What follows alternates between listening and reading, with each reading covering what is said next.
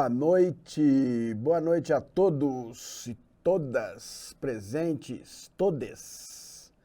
Sejam bem-vindos a mais um dia dessa oficina, dessa maravilhosa parceria do Instituto Amigos da Reserva da Biosfera do Cerrado e da Secretaria de Estado de Cultura e Economia Criativa do Distrito Federal. Estamos aqui mais uma vez para falar sobre terceiro setor, né? Hoje eu continuo aprofundando no quesito gestão. Muito importante os assuntos que eu vou trazer. As outras aulas já estão sendo disponibilizadas, eu disponibilizei a primeira já, mais tarde vou disponibilizar a segunda, eu tive que fazer uma leve revisão dela. Tá certo? Hoje eu vou tentar ir mais devagar, mais lento, acho que ontem eu passei muito conteúdo, né? Boa noite, Darlene, boa noite, Camille, boa noite, Ricardina, boa noite, Rejane, boa noite todo mundo. Espero que se vocês tiverem dificuldade, mais uma vez, me pausem, porque a gente vai saciar as dúvidas, tá certo? Então hoje o nosso foco, gente, é sobre pessoal, tá? Como é que você monta uma equipe, como é que você trabalha bem em equipe, né? Não se aplica somente ao terceiro setor, praticamente nada a gente faz sozinho hoje, né? As atividades são todas feitas em equipe. Importantíssimo a gente conseguir trabalhar em equipe.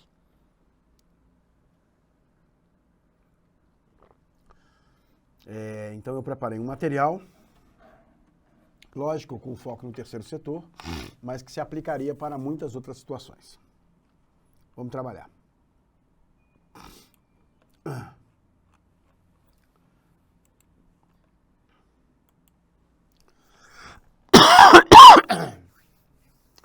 Então vamos lá, gente.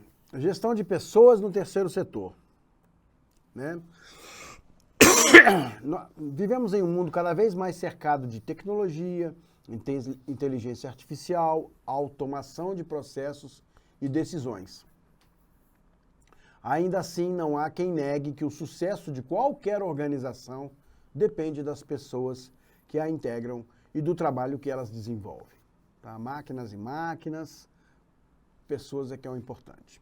Pessoas têm ideias, questionam, inovam, aplicam seus conhecimentos e buscam soluções para os desafios. Constroem relações, articulam parcerias, procuram por sinergias e cultivam relacionamentos.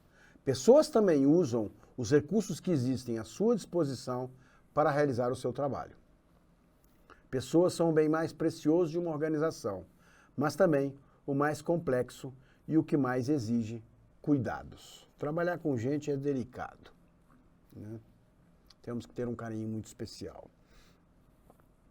Afinal de contas, estamos falando de vidas, né? E são essas vidas que dão vidas para os nossos projetos, para as nossas entidades, para tudo, né? Então, assim, o maior bem de uma organização, seja qualquer ela, são as pessoas. Se as pessoas são o bem mais complexo de uma organização, cuidar delas é necessariamente complexo também. Gestão de pessoas inclui algumas responsabilidades básicas, tá? E esta apresentação foi concebida para oferecer o básico em termos de gestão de pessoas para o terceiro setor, com o intuito de apoiar não só quem está iniciando no campo, mas também aqueles que já estão em atividade e gostariam de aprender um pouco mais. Tá? Gente, gestão de pessoas deveriam ter um curso específico só para gestão. O assunto é muito amplo, tem muito assunto, tem muitas técnicas, hoje se desenvolveu muito, né? Tem muita coisa, existem cursos, né? Formações acadêmicas só para gestão. E eu trouxe aqui um apanhado, entendeu? Lógico que com foco no terceiro setor, né? O foco aí da gente pensar em como conseguir ter grandes parceiros para as atividades que a gente deseja realizar. Ok?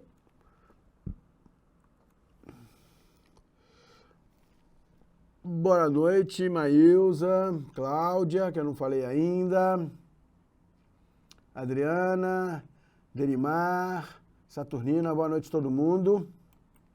Estamos aí só aumentando o número de pessoas. Vamos trabalhando. Então, gestão de pessoas no terceiro setor. Eu optei pela escolha do tema formar uma boa equipe como primeira parte desse material, porque pessoas e equipes são a base de qualquer empreendimento humano e não seria diferente com as organizações sociais, tá? Então, como é que a gente forma uma boa equipe aí, né? Como seria? Essa parte passa expressamente pelo recrutamento, pela ação, pela seleção e pela contratação de pessoas, né? Essa seleção de pessoas é que é o foco principal. Como escolher, né, as pessoas ideais para compor a sua equipe, tá certo? O recrutamento, então, caberia, né, como primeiro ponto, como recrutar parceiros para os seus projetos. O terceiro setor é responsável por grande índice de contratações no Brasil e no mundo. Todavia, para o desenvolvimento e o sucesso do terceiro setor, torna-se necessário regular a relação de suas entidades com a força de trabalho. Então, é uma necessidade realmente, no final eu vou botar dados, tá, no final dessa apresentação, mas é uma necessidade que seja regulada essa relação entre quem faz o trabalho das entidades, tá? Isso aí se aplica muito na nossa área de cultura, na área das artes todas, né? Se aplica muito.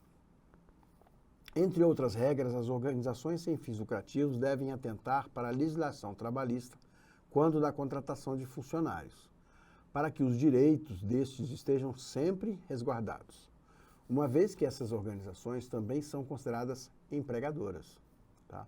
Para tanto, dois grupos de trabalho devem ser analisados, quais sejam o não remunerado e o remunerado, tá? Sendo que este último pode ser subdividido em empregados sob regime de CLT, né, e os empregados temporários, os autônomos e os estagiários, tá certo? Separei porque o não remunerado é muito comum nas organizações não governamentais, né, o famoso voluntário. Uma pessoa que está muito ali pela causa, tá? Então, vamos primeiro falar do voluntário, né?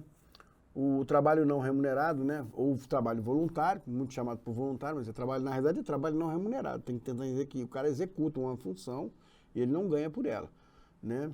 Este trabalho é regido pela Lei Federal 9.608 de 98, que define o serviço voluntário como atividade não remunerada prestada por pessoa física à entidade pública de qualquer natureza ou à instituição privada de fins não lucrativos, que tenha objetivos cívicos, culturais, educacionais, científicos, recreativos ou de assistência social, inclusive mutualidade. De acordo com a lei, o serviço voluntário não gera vínculo empregatício nem obrigação de natureza empregatícia, previdenciária ou afim. Tá? Então, se não faz da pessoa funcionário da entidade com nenhum vínculo, tá? Nenhuma obrigação trabalhista ou previdenciária ou outras linhas de conexões com as entidades porque ele é voluntário, tá certo? Às vezes ele nem representa a entidade, ele está ali executando uma função, mas ele não é porta-voz da entidade. Importante entender isso.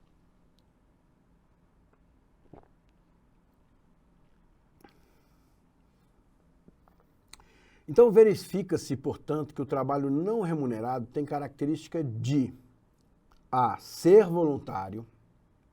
B. Ser gratuito. C. Ser prestado por um indivíduo, não por uma organização. É importante entender isso. O trabalho voluntário tem que ser executado por uma pessoa. Se uma organização executa uma atividade para você, aí existem outros modelos de negócio, pode ser até um comodato, né, uma espécie de parceria, um entra com uma coisa, outro entra com outra, mas aí já há uma necessidade de uma contratação, né, que fique mais claro ali, né, mas o voluntariado é especificamente por um indivíduo, tá?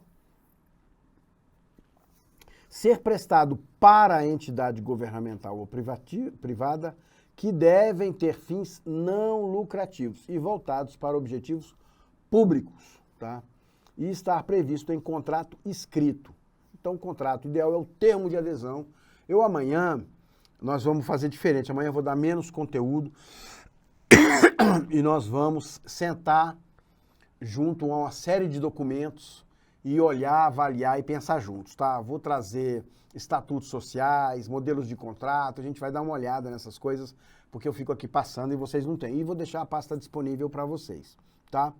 O termo de adesão é específico para o voluntariado, onde a pessoa, no caso, vai aderir, né, àquele termo e vai se comprometer a cumprir aquelas funções com um objetivo específico, né? Lembrando que o trabalho de voluntariado, então, ele é voltado para fins não lucrativos, ele tem sempre um objetivo social, né?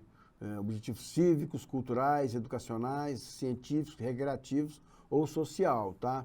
Isso é muito importante entender. Eu não posso ter um voluntariado para a construção de um prédio, a não ser que tenha um objetivo muito específico, esse prédio para um uso de uma dessas razões. Não pode ser uma exploração, vamos dizer assim, não remunerada, né? Não, Sueli, a chamada ainda não chegou.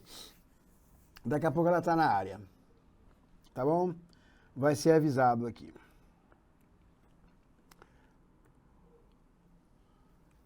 Bom, o termo de adesão, então, como eu citei na frente, é muito importante para que se possa fazer prova documental da inexistência de vínculo de trabalho, tá? Ainda é extremamente recomendável que o ajuste de tal termo preveja as hipóteses e os limites de reembolso de despesas praticadas pelo voluntário. Uma questão relevante acerca do termo de adesão refere-se ao fato de o mesmo evitar fraudes entre a entidade sem fins lucrativos e o prestador de serviço voluntário, tá? O serviço voluntário, diferentemente da relação de emprego convencional, pode ser caracterizado pela pessoalidade, necessidade de prestação de serviço pela própria pessoa, mas não pela subordinação hierárquica nem pela dependência econômica. Então, a pessoa não está ali voluntário para ganhar algum dinheiro, né? As partes podem encerrar a qualquer momento o contrato de voluntariado. Não há necessidade legal de aviso prévio, mas a eventual previsão desta necessidade no termo de adesão vincula as partes. Então, o termo de adesão é um documento simples, tá? É interessante a entidade, pelo menos, pagar os custos da pessoa. Então, a pessoa, às vezes, tem um custo para chegar, fornecer comida, se ela vai, né, ficar ali, ou depende. Eu vejo muitos voluntariados que são poucas horas, preferem poucas horas mais vezes do que muitas horas uma única vez. Entendeu? Então, assim, em vez do cara vir um dia, passar um dia todo trabalhando, prefere que venha 2 horas num dia, 2 horas no outro, 2 horas no outro, e faz 6 horas por semana, por exemplo. Existem alguns casos em que o voluntariado é limitado a 4 horas por semana. Mas aí cada caso é um caso, né? Depende muito do evento, da atividade. Já vi atividades de finais de semana em que os voluntários passam o dia ali trabalhando, né? E aí é lógico que a entidade banca almoço, banca descanso, às vezes premia com alguma coisa, camiseta ou alguma coisa, mas não há um vínculo econômico, tá? O objetivo não é esse, para que não crie uma dependência econômica, né? Nem uma subordinação hierárquica, apesar de que vai ter sempre um coordenador ali que vai coordenar o voluntariado. Existem muitos voluntários, existem ONGs e entidades não governamentais com grandíssimos voluntários. Eu, esse ano, estive no Projeto Tamar e fiquei impressionado com a quantidade de voluntários e estagiários. Impressionado, tocando realmente partes do projeto importantes, tá certo? Porque o voluntariado você pode também trazer pessoas de nobre saber de um assunto para ajudar no seu projeto, tá certo? Então, muito útil aí o voluntariado.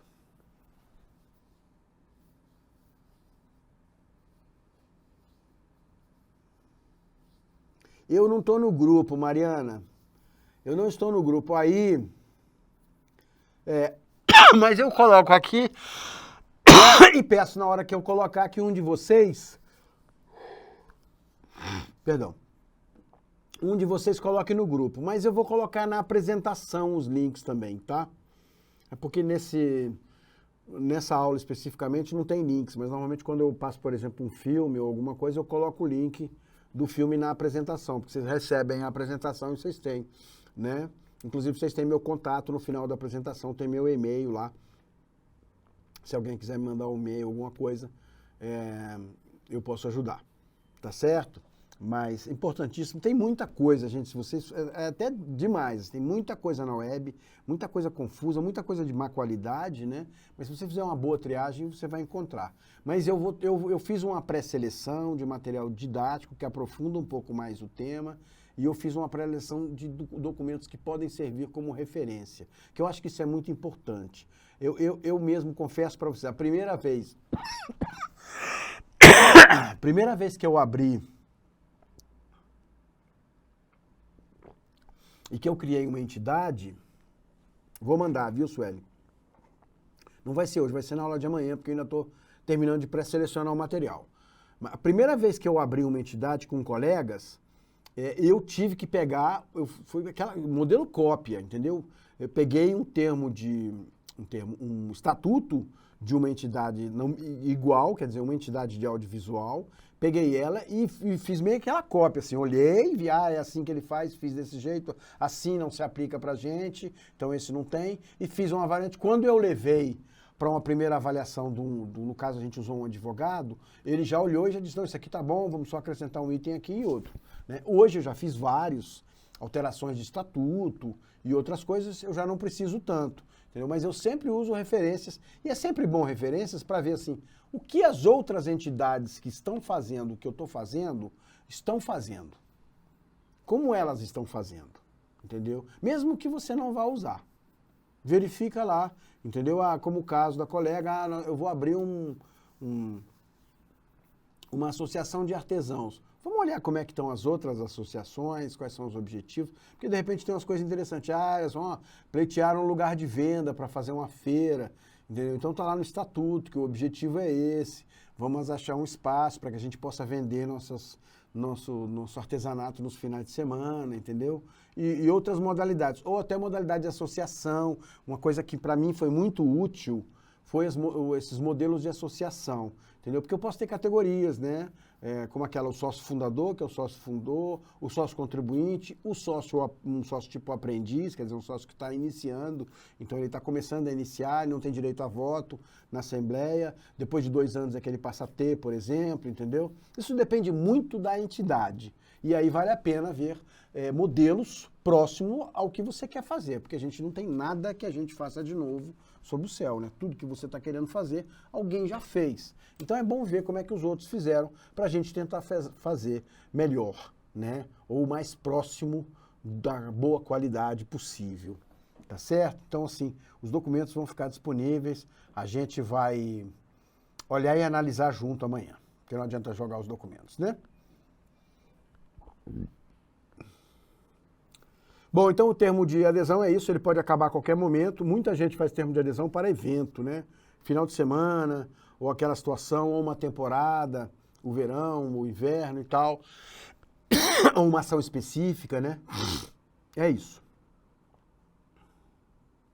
Aí, passamos então para o trabalho remunerado. Aí já entra outra situação, onde há vínculos, né? Eu vou passar alguns modelos aqui, tá? A gente vai dar uma analisada com calma, porque é um assunto sério, né? A partir do momento que sua entidade começa a crescer, tá? Você vai precisar ter parceiros, não tem jeito. E aí pensar em quais seriam os melhores modelos de contratação.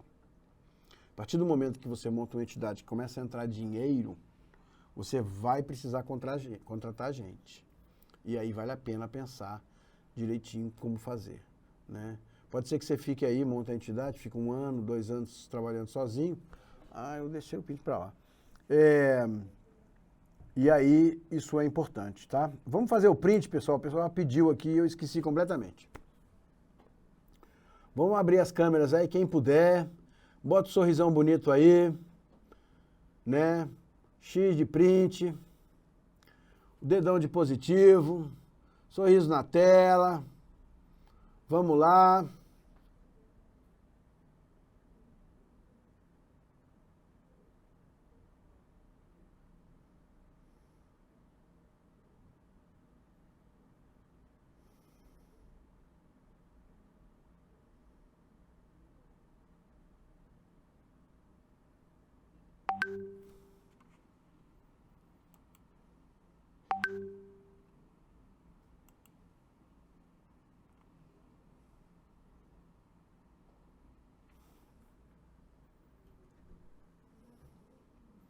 Foi lá o print.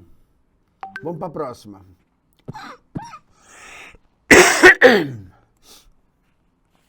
Então vamos lá. O trabalho remunerado é regido pela consolidação das leis do trabalho CLT, que dispõe sobre as regras de proteção ao trabalhador com vínculo empregatício, determinando as obrigações do empregador e os direitos do empregado.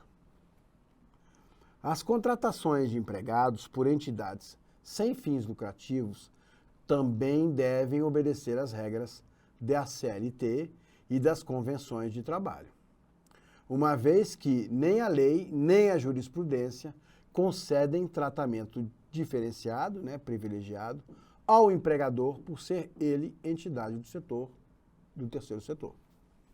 Tá? Então, é importante entender isso aí. Não é porque você é do terceiro setor que você vai fazer uma contratação diferente, para a pessoa que vai trabalhar para você. Não, na hora de contratar, o sistema é igual para uma empresa, tá certo? Virou contratante, virou empregador, o sistema é o mesmo, tá certo? Você não tem fins lucrativos, mas você tem que remunerar a pessoa conforme a legislação. No caso, nós temos aí a CLT, tá? Dispõe o artigo 3º da CLT que o empregado é toda pessoa física que presta serviço de natureza não eventual a empregador, tá? Sob a dependência deste e mediante salário. Existem quatro elementos que caracterizam a relação de emprego. A pessoalidade, ou seja, é essencial que a própria pessoa preste o serviço, que aí ele vai lá prestar o serviço. A continuidade, que é o serviço deve ser habitual, tá? Relacionando às necessidades normais do trabalhador, a remuneração, tá? E o salário.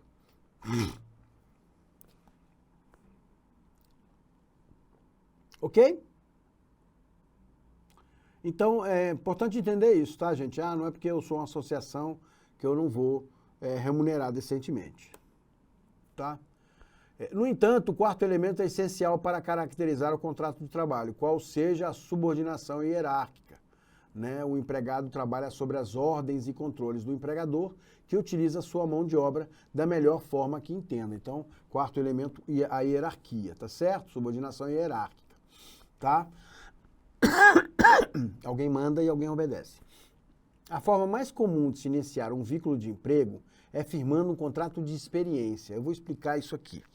Pois, na data do término, o empregador pode optar por não renovar o contrato, pagando as verbas rescisórias no dia seguinte, no dia útil seguinte, em seu estabelecimento, sem precisar de homologação em Delegacia Regional do Trabalho, sindicato ou qualquer coisa. Então, qual que é o conceito aí? Esse conceito se aplicaria para qualquer empresa, tá certo? Vai contratar alguém? Eu estou precisando de uma pessoa aqui que vai ficar aqui sempre. Ele vai ficar aqui sempre, fazendo, por exemplo, o secretariado da minha empresa, tá certo? Mas eu não sei se essa pessoa vai funcionar, se eu vou me adaptar a ela, etc. Então você primeiro faz um contrato temporário. É diferente de um contrato normal e primeiro você dá 3 meses de tempo de experiência. Você não, já faz primeiro um contrato de experiência. Já é fechado ali um contrato de experiência, tá? Porque quando terminar o contrato, você não precisa rescindir nada nem nada. Essa pessoa, ok, acabou, valeu, obrigado, tchau. Que normalmente são 3 meses, tá? Tá certo? Caso a opção seja pela manutenção do empregado, este, então, será contratado automaticamente por período indeterminado. Importante entender isso. Isso porque interessa à sociedade que o contrato seja mantido, pois ele é importante fator de equilíbrio social. Tá? Então, assim, vai manter, ok, aí o contrato passa a ser indeterminado. Eu vou explicar, né, que existe um modelo de contrato determinado e indeterminado. O indeterminado, a pessoa está trabalhando ali até que uma das duas partes dispense e rompa esse contrato. Tá certo? E o determinado é por um prazo determinado. A gente vai conversar sobre esses dois modelos de contrato. Vale lembrar que uma entidade pode ter empregados, trabalhadores autônomos, trabalhadores temporários e voluntários simultaneamente. Eu posso ter ali um administrador na minha entidade que é um empregado. Eu posso ter um trabalhador autônomo que executa uma função num projeto científico. E eu posso ter um trabalhador temporário que está trabalhando para um evento, por exemplo. Quando acabar o evento, acabou o serviço dele. E posso ter os voluntários que vêm prestar serviço para a empresa. Não impede, tá? No entanto, uma mesma pessoa não pode trabalhar em uma mesma entidade como empregado e como voluntário ao mesmo tempo, pois estaria caracterizada a existência de horas extras não pagas. Isso é muito importante. Então, o voluntário ele não pode ser funcionário da sua empresa. Nenhum deles. Não pode ser um trabalhador autônomo, não pode ser um empregado, não pode ser um trabalhador temporário, tá certo? Nenhum dessas situações ele pode. Deu para entender esse conceito aí?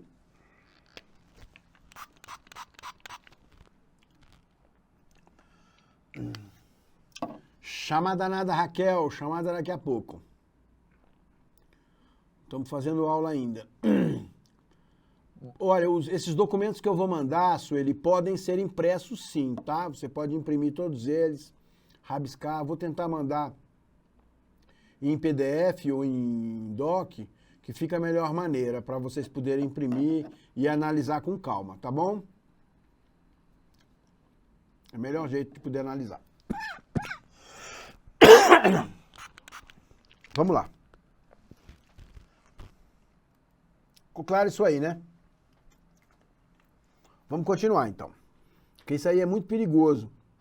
Porque aí a pessoa está ali trabalhando, contratada, e aí presta um serviço voluntário. Na realidade, pode caracterizar, então, que ela está fazendo uma hora extra, não paga, entendeu? Porque ela vai lá, trabalha 5 horas hoje, remunerada, e amanhã ela vem como voluntário, né? E ela não pode. Então, ela vem trabalhar a hora dela e não pode ser voluntário. Tá certo? Isso é importantíssimo entender. Tá? E aí, o contrato de trabalho por prazo determinado. Então, é outra modalidade de contrato de trabalho, que é uma verdadeira exceção à regra. É o contrato de trabalho por prazo determinado. Muito comum hoje. A CLT os admite em 3 hipóteses. A. Serviços cuja natureza ou transitoriedade justifiquem a pré-determinação do prazo. Tá? Atividades empresariais de caráter transitório e contrato de experiência cujo objetivo é permitir que o empregado e o empregador analisem a possibilidade da continuidade ou não da relação do emprego.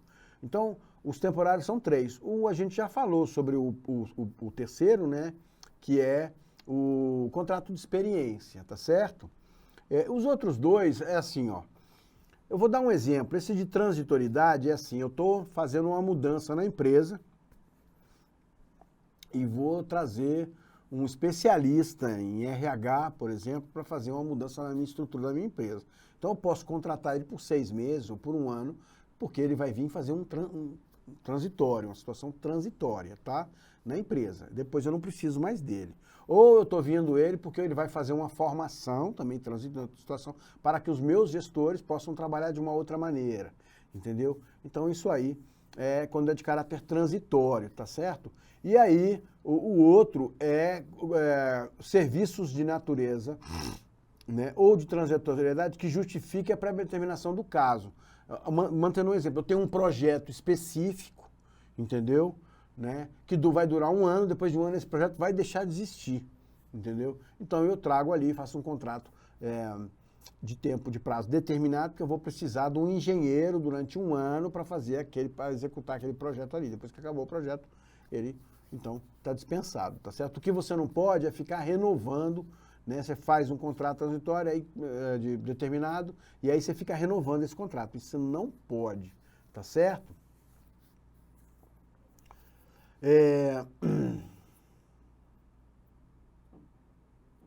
Os documentos necessários para a celebração de contrato por prazo determinado são...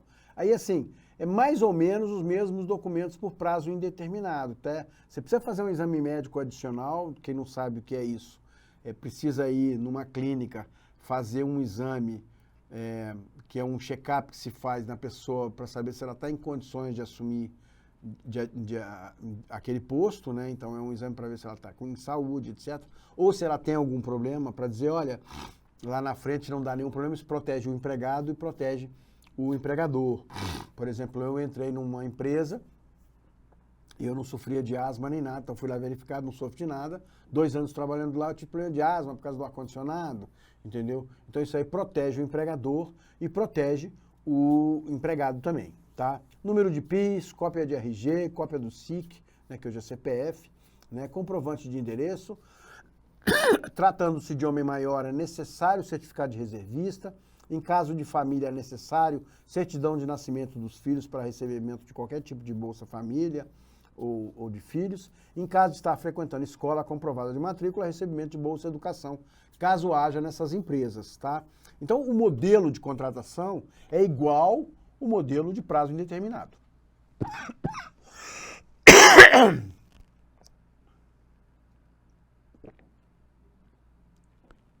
Igual, gente. A diferença aqui é por um prazo determinado. Tá? Nos filmes, na cultura, é muito comum você fazer prazos determinados, porque os projetos, os filmes, né, os festivais, as exposições, elas têm prazos determinados e eu posso precisar de um profissional por um período e depois não mais. Tá? Então é muito comum. Importante, muito importante. O prazo máximo de contrato de experiência é de 3 meses, tá? No término do contrato, do prazo determinado, o empregador não necessita dar nem indenização, nem aviso prévio, devendo apenas liberar o FGTS depositado, sem ter que pagar multa de 50%. Além disso, deve pagar férias e 13º. Então, assim, o prazo, um contrato de experiência é um prazo determinado. Aí eu chamei de contrato de experiência, não quis a pessoa, tá? Eu fiz um contrato só de 3 meses, não quero aquela pessoa, eu não preciso dizer nada, eu apenas pago os direitos dela ali, sem precisar pagar indenização, porque está terminando o contrato, tá certo? Né? Os outros é o mesmo modelo, então assim, eu não tenho que ficar pagando indenização, porque eu não estou mandando a pessoa embora, o contrato está encerrando. Há uma diferença em quando há uma demissão do empregador, do que quando há um término de contrato, tá certo? Deu para entender? Tudo bem? Estão acompanhando aí?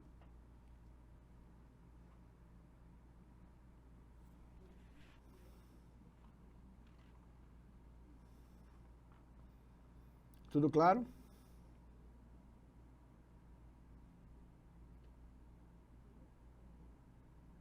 Sem dúvidas, posso continuar?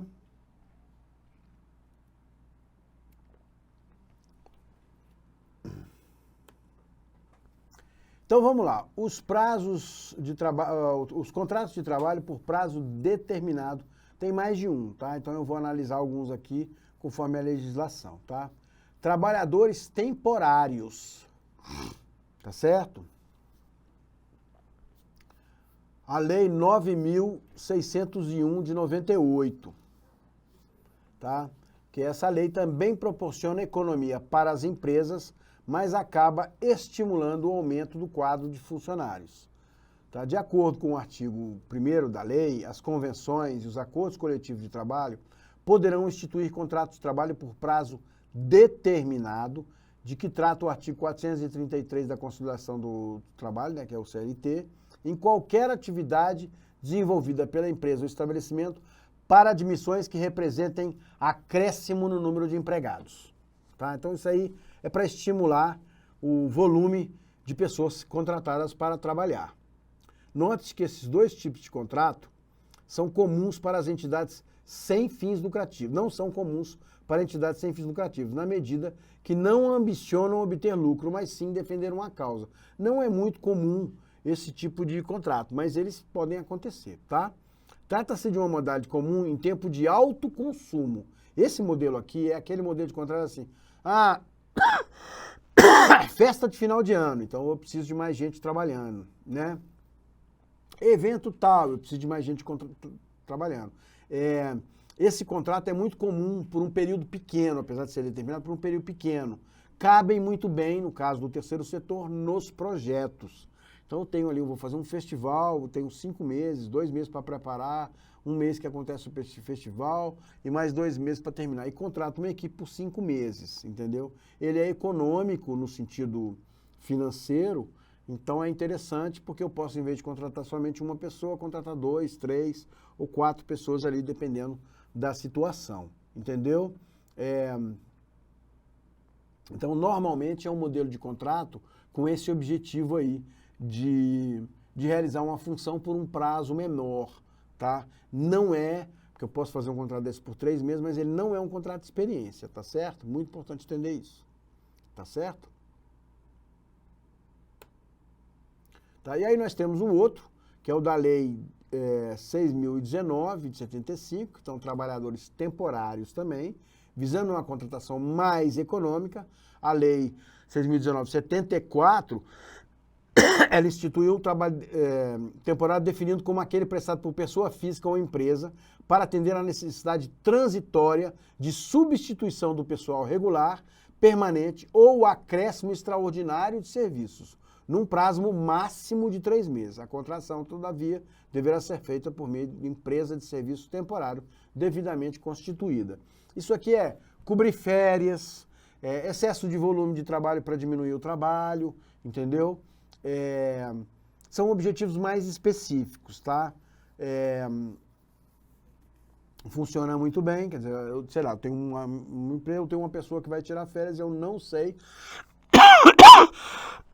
Desculpa, eu não tenho uma pessoa para substituir.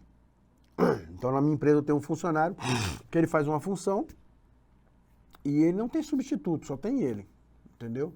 Quando ele falta, sou eu que executo a função. Mas aí ele vai tirar férias, como é que eu faço? Porque uma coisa é eu executar a função numa ausência, de uma vez ou outra, mas ele vai viajar, sei lá, 1 mês, ele vai tirar férias de 1 mês. Como é que eu faço? Então, eu uso o trabalho temporário segundo a Lei 6.019, né? Contrato uma pessoa por 1 mês ou 45 dias que tem o objetivo de cobrir as férias dessa pessoa que está ausente, tá? O exemplo que eu citei, houve um excesso do volume de trabalho, entendeu? E eu preciso por 3 meses de uma segunda pessoa para poder aumentar a mão de obra. Então eu contrato uma pessoa para ajudar naquele serviço ali durante a mão de obra, tá?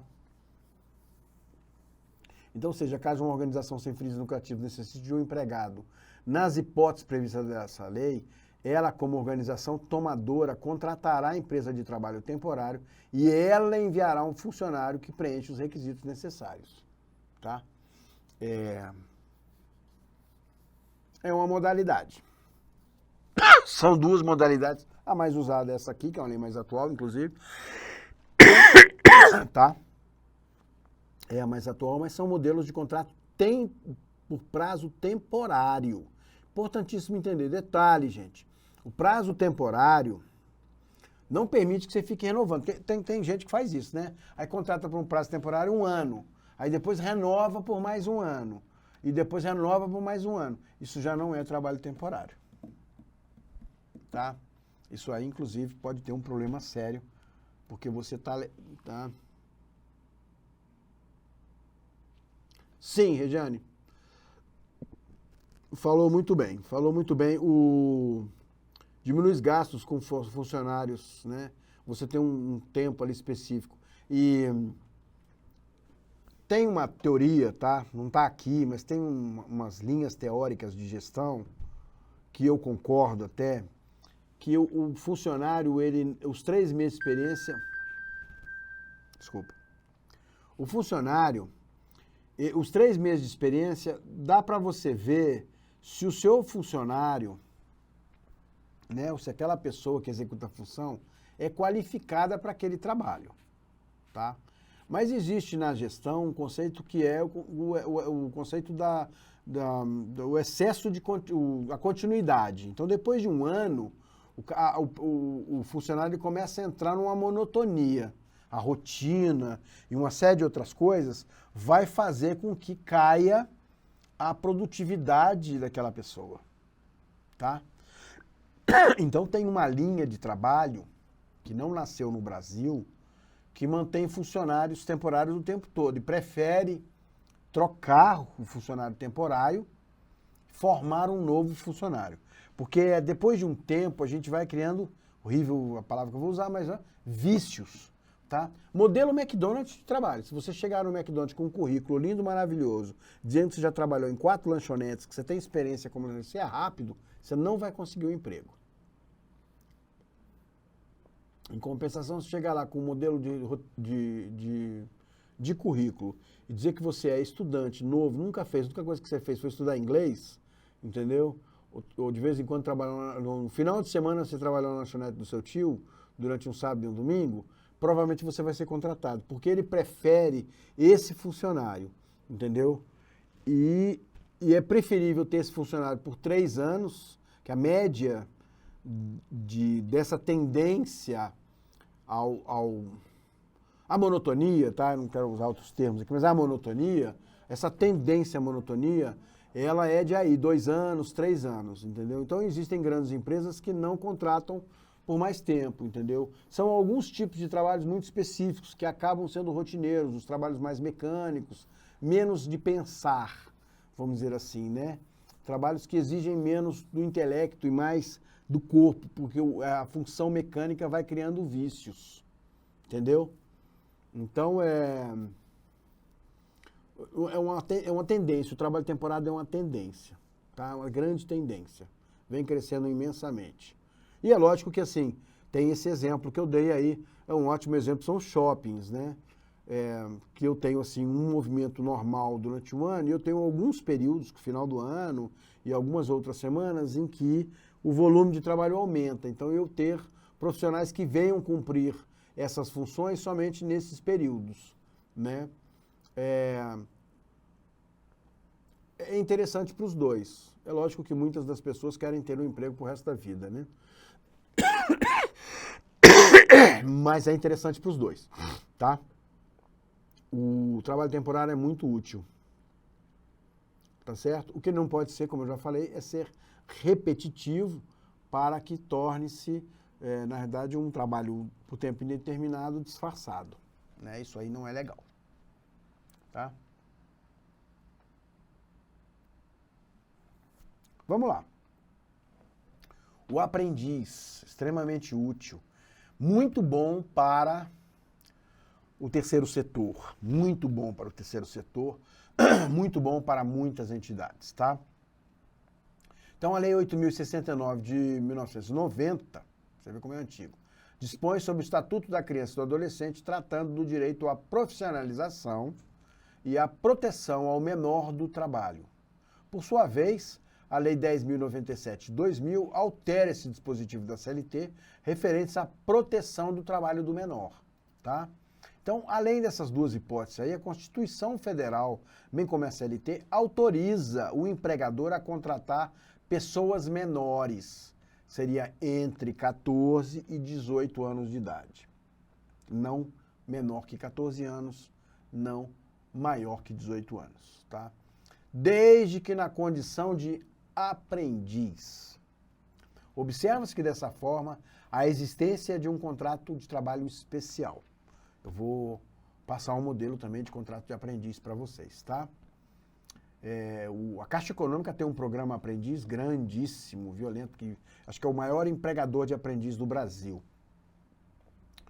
Tal modalidade deverá atender os requisitos da Lei 10.097 de 2001, em concordância com o artigo 80 da CLT, tá? O salário do empregado não será, em hipótese alguma, inferior ao salário mínimo na hora, tá? Ele não pode ganhar menos que o salário mínimo, tá? Multiplicado pelo número de horas contratadas. E é de se lembrar que tal modalidade prevê anotação em carteira. Então o menino já tem que ter carteira de trabalho, né? Conforme dispõe o artigo 49 da CLT, tá?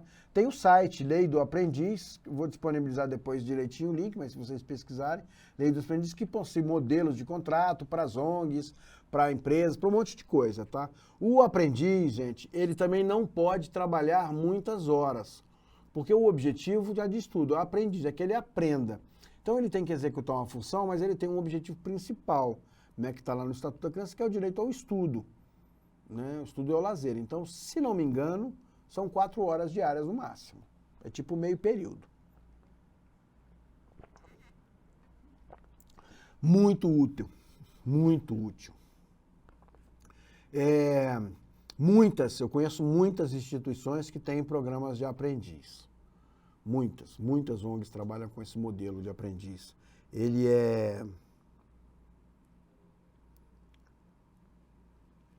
é um programa que beneficia muito, porque no futuro, aquele aprendiz pode se tornar um profissional, a pessoa pode pegar gosto pela aquela função e tornar-se um profissional. Então já existem, como é uma lei antiga, já existem muitos dados sobre isso, né?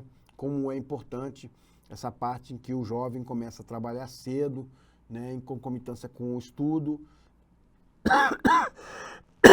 E então, é extremamente benéfico aí para ele essa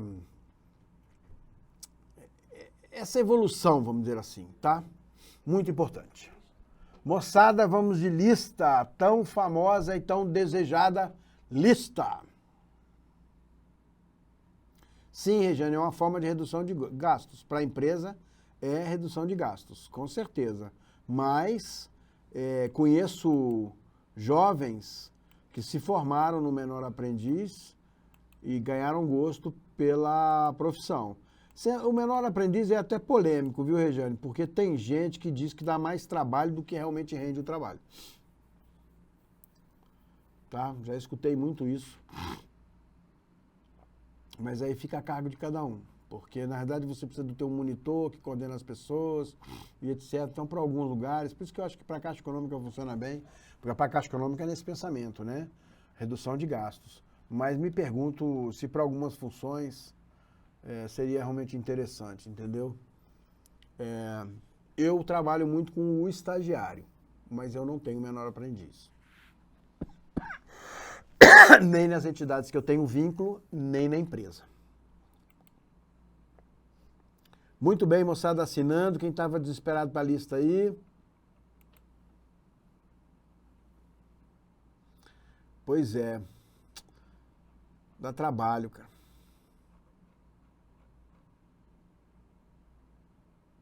Concordo com você, dá trabalho. Na minha empresa eu não coloco aprendiz. É um filho.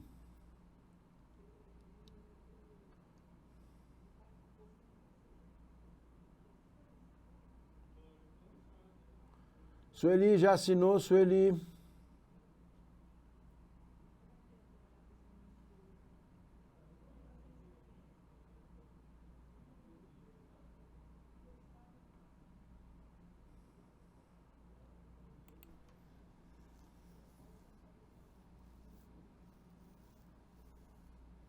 Se você for fazer o da Caixa Econômica, não sei onde é que você está, Lauriceia, mas o da Caixa Econômica ele tem um site. Você pode digitar no Google Menor Aprendiz Caixa Econômica que vai aparecer, tá? Mas existem muitos programas. Eu tenho um filho agora que vai fazer 14 anos e já disse que quer...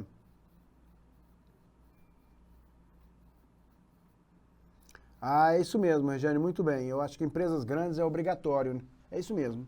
O menor aprendiz é obrigatório.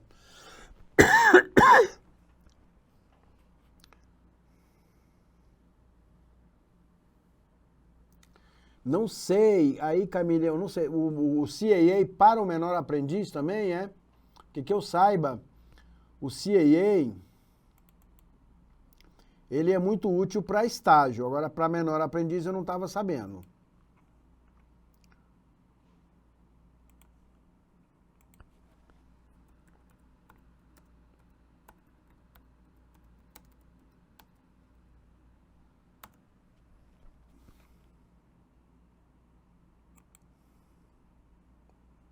CAA.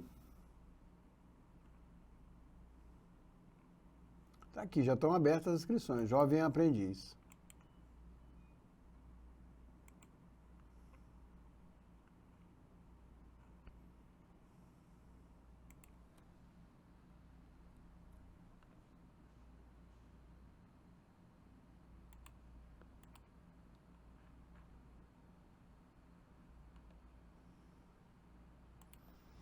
Esse aqui é o menor aprendiz, jovem aprendiz, tá? O estágio é outra coisa. A gente vai chegar lá, vamos conversar sobre os estágios.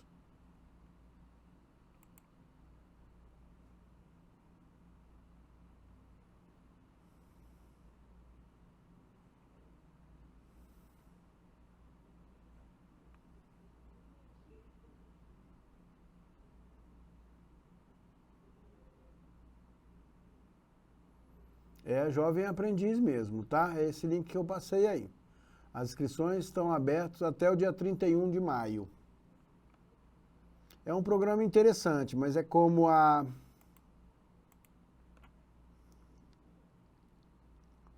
Esse é para gente que tem de 14 a 18 anos. É como a Regiane falou, tá, gente?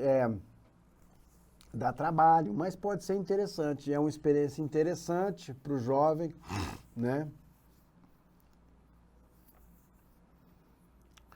Camille, aí já vale só o estágio, no caso. Tá certo? Então, voltando lá, né, o aprendiz, muito útil, como a Regiane falou bem, né, mais uma maneira de diminuir custos para a empresa, mas também uma maneira de jovens entrarem no mercado e aprenderem, começarem a aprenderem uma função. Ou, no mínimo, descobrirem que não tem jeito nenhum para aquilo. Né? Que aí põe o cara jovem aprendiz para fazer atendimento e descobre que não tem jeito nenhum para atendimento. Ele pode até achar um outro jeito, uma outra coisa que goste de fazer. Tá certo?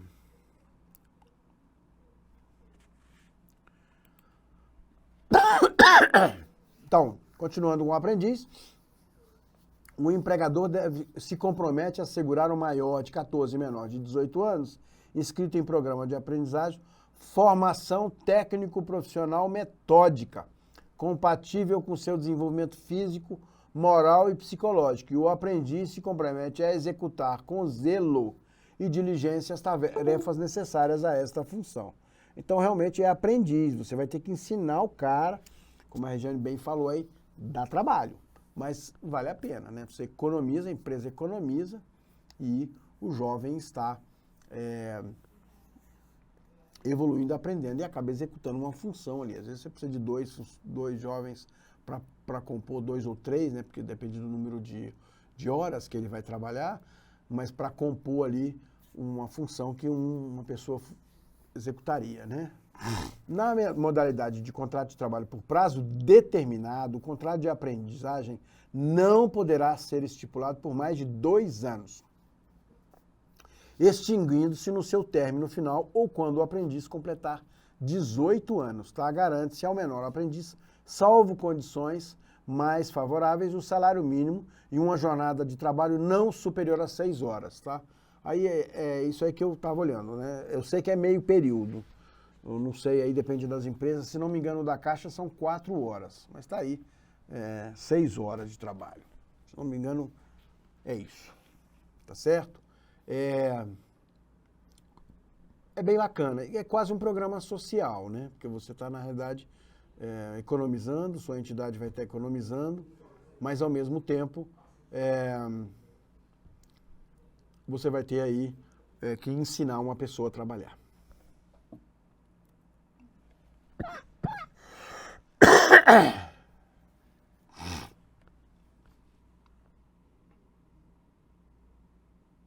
Sueli, te chamei tudo. Chamei seu nome e tudo, Sueli. Fui lá em cima, procurei.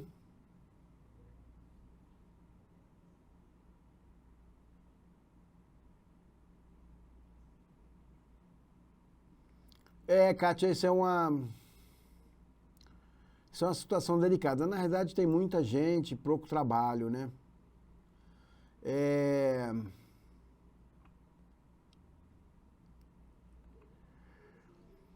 Delicado o assunto mesmo. Eu considero o independente de qualquer coisa, o menor aprendiz, muito bom para ajudar os jovens a se inserirem no mercado. Mas tem muita gente contratando e preferindo gente sem experiência, tá? Esses dias mesmo eu escutei, estamos procurando um programador novo, sem experiência. Por quê? Porque não quer gente com vício.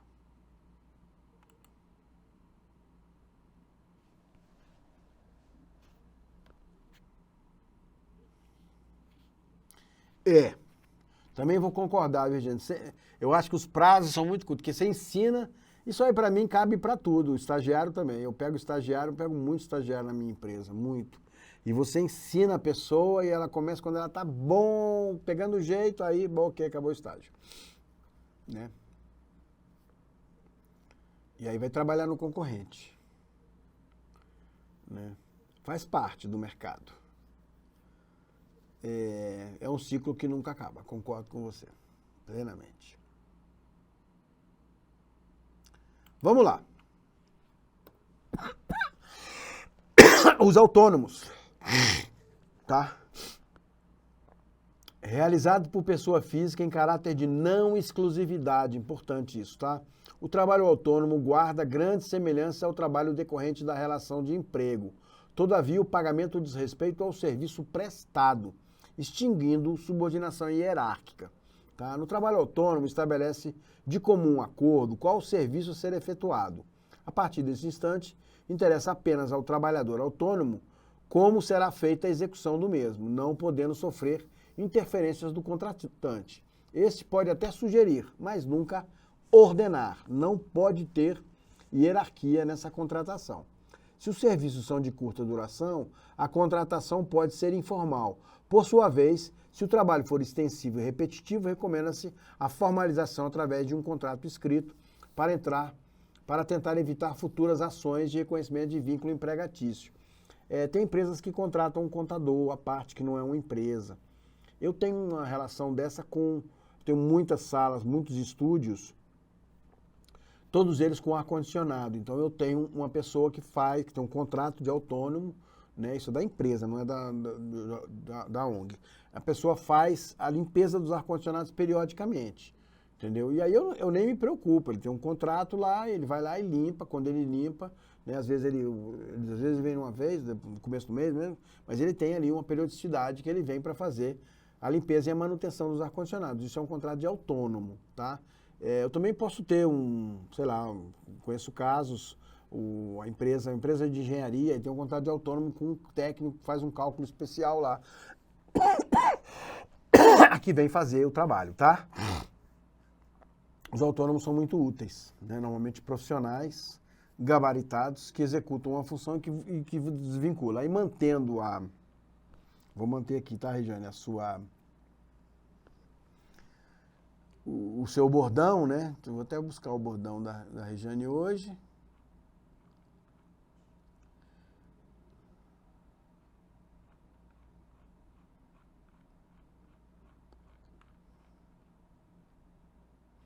Outra forma de redução de gastos. Porque se você contratar um profissional, tiver um contrato profissional para fazer uma coisa que executa uma vez por mês, por exemplo, você vai ter um gasto que não vale a pena. Então, às vezes, vale a pena pensar nisso, né, de ter ali, seja na sua entidade, seja na sua empresa, né, um profissional que venha de vez em quando. Tem muita gente que tem, né, o jardineiro é um profissional autônomo que vem uma vez por semana limpar o jardim, limpador de piscina, né, como eu já citei aqui, o ar-condicionado e uma série de outras funções que são extremamente úteis e não precisam ter um contrato específico. É bom para o autônomo, permite que ele ganhe mais, apesar de não ter vínculo empregatício, ele ganhe mais executando funções para várias pessoas, né? Diarista, a diarista também poderia ser, viu, Marilson? Muito bem pensado. Tá? É isso.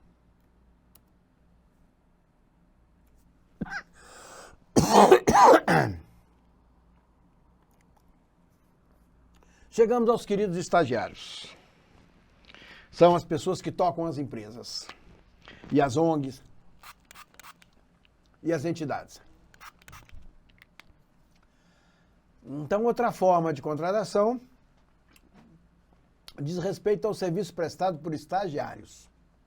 Isto é, estudantes regularmente matriculados e com frequência efetiva em cursos de nível superior e de segundo grau profissionalizante, quer dizer, ensino médio profissionalizante ou supletivo, para o exercício de atividades em complementação do ensino e da aprendizado. O estágio deve ser planejado, executado, acompanhado e avaliado em conformidade com os currículos, programas e calendários escolares. Tá? Tem uma lei de 6.494 e depois tem o decreto 8.497 que regulamenta tudo isso. Mas é importante entender, por exemplo, o estagiário tem direito de tirar férias igual tira na escola. Tá? Ele tem, os horários dele têm uma função muito relativa à escola, né? Outra coisa é questões do aprendizado dele. Então, assim, se o cara está estudando uma coisa na área, o ideal é que ele estagie na área que ele está estudando, né? Eu, por exemplo, só pego estagiários na área de comunicação ou arte, entendeu? Eu considero o estagiário, apesar de vou pegar lá o mesmo gancho da Regiane, o estagiário, porque o estágio dura ali, né? O tempo do curso. A pessoa não pode ser estagiário depois que forma. E aí, assim, o estagiário, você na realidade está muito mais ajudando um profissional a se tornar, né, um jovem a se tornar profissional, do que ele prestando serviço para a sua empresa, né? Desculpe que eu vou dizer, muitos fazem muito mais erros do que acertos, porque estão aprendendo, né? É normal. Mas são jovens que trazem uma energia muito boa para dentro do trabalho, né? Para dentro do ambiente profissional, a gente vai conversar muito sobre isso. São jovens que no futuro deverão ser trabalhadores. Eu tenho excelentes experiências com estagiários. Tá? Eu tenho estagiários hoje que compõem diretoria da minha empresa e entraram na minha empresa como estagiários. Tá? Só para vocês terem uma noção. Né? O estágio devidamente legalizado na forma aqui descrita não cria vínculo empregatício. Portanto, não enseja contribuições previdenciárias.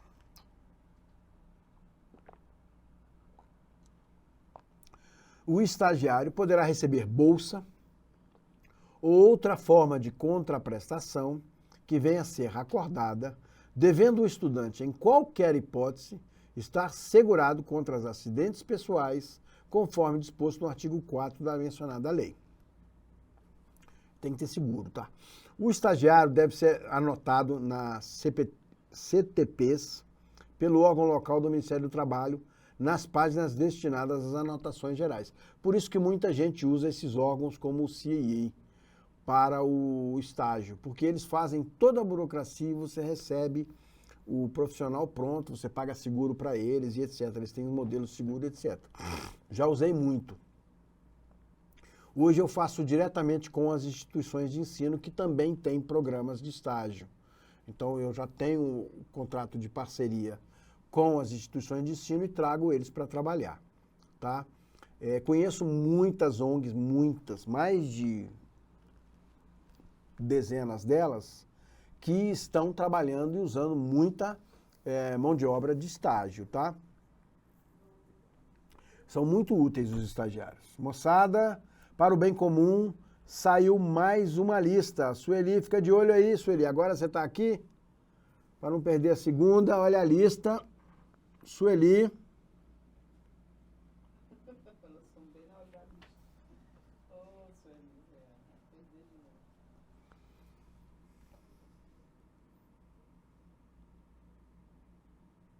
Falo nada. Sueli. Quem mais? Está na área, assina a lista aí, maravilha. Marilza, assina a lista.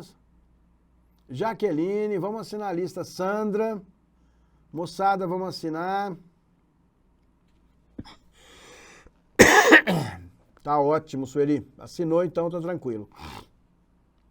Cláudia, Renata, Delimar, Marcos, Tony, Maria Ramos, Maclina, Silvana, André Luiz. Vamos assinando essa lista aí, moçada, que é a última, tá? É o último do dia. E eu vou continuar aqui. Então, estagiários, deverá ser celebrado um termo de compromisso entre o estudante e a parte concedente da oportunidade do estágio curricular, tá? Com a intenção da instituição de ensino que servirá de prova para a comprovação da inexistência do vínculo empregatício. O documento único deverá ser assinado pela empresa, pelo aluno e pela instituição de ensino. Eu vou explicar bem isso aí. O modelo de compromisso de estágio pode ser visualizado através do link estagiários.com. Esse site é muito bom, o estagiários.com. Esse link aqui eu vou disponibilizar para vocês, tá? Esses documentos. Esse aqui eu dei uma estudada nele hoje. Tem muitos documentos interessantes. Hoje, muitas instituições de ensino já têm a documentação própria. Então, o aluno consegue o estágio, ele vai lá, pega o documento assinado pela escola, vem com você, manda... Porque existe uma coisa importante para o estagiário, que é o retorno na escola. E aí você avalia o estágio, entendeu? Então, você recebe ele e informa para a escola, olha, esse estagiário aqui, estudante, ele vai exercer tais e tais funções. E aí ele leva isso para a escola. E depois, quando o estágio termina... Você faz um segundo documento de avaliação. Ah, ele executou bem, aprendeu bem isso. Perdão. Muito útil, tá, gente? Muito útil. Isso aí cabe para qualquer situação, não cabe somente para ONGs, não, tá, gente?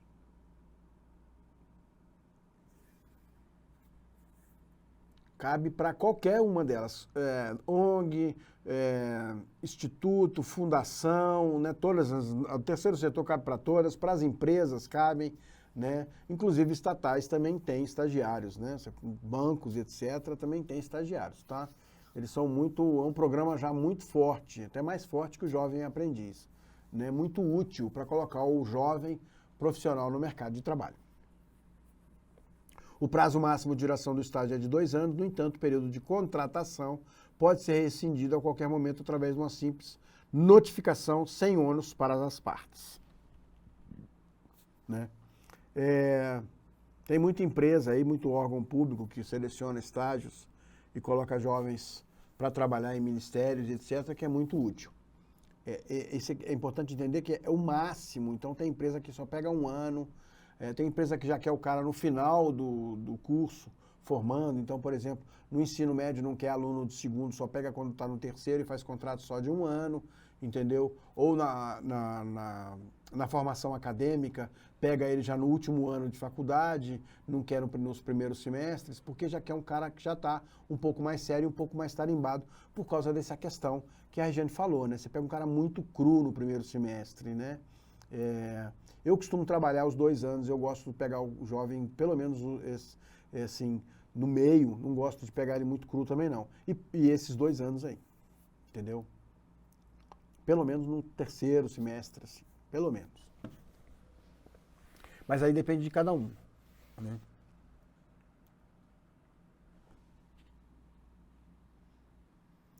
Eu acho que é gripe, viu, Regiane? Eu acho que é gripe, mas eu acho que é esse aparelhinho aí que está esfriando aqui a sala. Vamos lá. Passamos nessa fase das contratações. Vamos, então, seleção.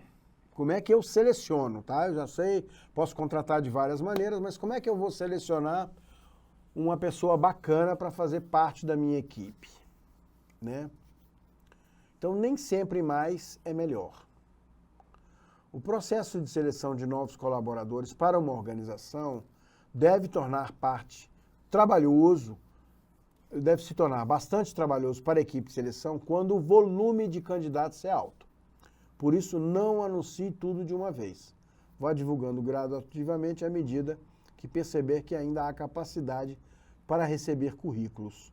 Normalmente, quanto mais qualificado deve ser o profissional, menos currículos se recebe. Você pedir uma coisa que exige menos qualificação, vai chover currículo.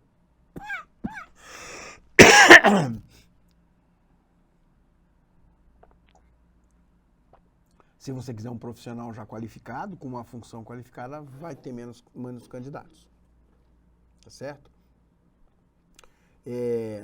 Existem muitas estratégias de seleção aí, né? Muita gente usa, também existem do mesmo modo que existe o CAA, existem muitos sites, empresas específicas para isso, né? Que fazem contratação de profissionais, né? Seleção e contratação de profissionais. Eu, pessoalmente, já trabalhei com algumas instituições que contratam essas empresas de seleção. Muita gente prefere fazer a sua própria seleção. E é lógico, depende do tamanho do seu projeto. Eu tenho uma empresa pequena, por exemplo, eu mesmo seleciono meu pessoal. Seleção é um assunto delicado, né? Porque às vezes você olha lá no currículo, pessoa excelente, aí vem para a entrevista e você já não acha tão interessante. Eu vou muito pelo feeling da equipe, né? Então, assim, porque eu trabalho em equipe. Nós trabalhamos em equipe. A maioria das pessoas trabalham em equipe. Então tem que ver como que essa pessoa vai compor a equipe, tá certo? Mas, de qualquer maneira, a primeira parte é isso aí, seleção, entendeu? Então, o primeiro passo para a contratação de novos funcionários é a seleção de candidatos. Para tanto, o gestor deve definir o cargo a ser disponibilizado, bem como o nível de experiência, jovem aprendiz, estagiário, CLT efetivo, contrato provisório, etc, etc. Né? Feito isso, a criação da descrição da vaga que reúne a informação que serão divulgadas no canais de comunicação. Isso aí é muito importante. Eu vi muita coisa interessante, gente, de vaga, agora com as redes sociais. Porque o pessoal está muito mais colocando aptidões e habilidades do que formações, né? Existem empresas, eu não vou ficar sem nome, mas empresas fora do Brasil, inclusive, que não querem mais saber do currículo acadêmico, né? Não interessa tanto se você é formado ou não. Interessa como você executa e se você executa bem, né, a função. Mas já vi muitas coisas interessantes. Essa descrição de vaga aí, ela tem um peso, né? Que conforme você coloca ali, você vai atrair pessoas mais interessantes, mais a ver, vamos dizer assim, com a sua equipe que já existe. Ou simplesmente ser o seu primeiro, que tenha mais a ver com o seu projeto. Tá? Para que a seleção de candidatos seja a mais efetiva possível, a descrição da vaga precisa ser completa. Além das habilidades necessárias ao cargo, é necessário especificar formação desejada, faixa salarial, pacote de benefícios ofertados, jornada de trabalho, local e etc. Tá? Então, essa aí é aquela clássica pedido de demanda de vaga, né? Solicitação de vaga para compor uma função, né? É como eu já falei, já vi umas muito interessantes, muito engraçadas, inclusive. Não sei o resultado, mas acho bem bacana. A seleção é um processo que normalmente deve ser executado por mais de uma pessoa, tá? Mesmo que você tenha uma ONG pequena, você tem uma ONG pequena, um centro pequeno, ou uma associação com uma diretoria pequena, talvez seja interessante compor um grupo ali de selecionadores. Lista ou print? A lista já foi, segunda vez. Já foi. Já foi a segunda vez a lista. Sim, Regiane, eu concordo com você. Até vou fazer um adendo aqui, não uma pausa, um adendo. Eu vejo que para profissionais trabalhar em qualquer área, tá, gente? Aí cabe muito para o terceiro setor também. A gente pensar o seguinte, que você tá em constante formação. A gente tem que estar sempre se atualizando, né? Eu acho que muita gente está aqui, inclusive, fazendo esse curso com esse objetivo de se atualizar, porque já está inserido no mercado, já entende do assunto. E outros estão querendo evoluir e ampliar suas áreas. E eu acho que é por aí o caminho, entendeu? Eu leciono há muitos anos e eu estou sempre estudando. Eu costumo dizer, eu sou um eterno estudante. Porque eu estudo todo ano, eu estou estudando. Eu estudo para começar a dar aula, eu estudo durante as aulas e eu estudo durante as férias. Estudante, eu não tenho férias de estudante. É lógico que eu hoje, com a pessoa já mais velha, eu escolho as coisas que eu quero estudar, né? Estudo muita coisa técnica, leio muito livro técnico e me informo muito sobre as novidades. Porque a gente precisa estar sempre se atualizando, tá certo? Porque o mercado precisa de profissionais que são atuais, que são efetivos na sua função, né? E o terceiro setor não escapa. Eu vou passar dados daqui a pouco, vocês vão ver assim, a coisa é crescente e está precisando muito de gente, muito de profissional, entendeu? E isso, então, tem um peso muito grande, tá certo?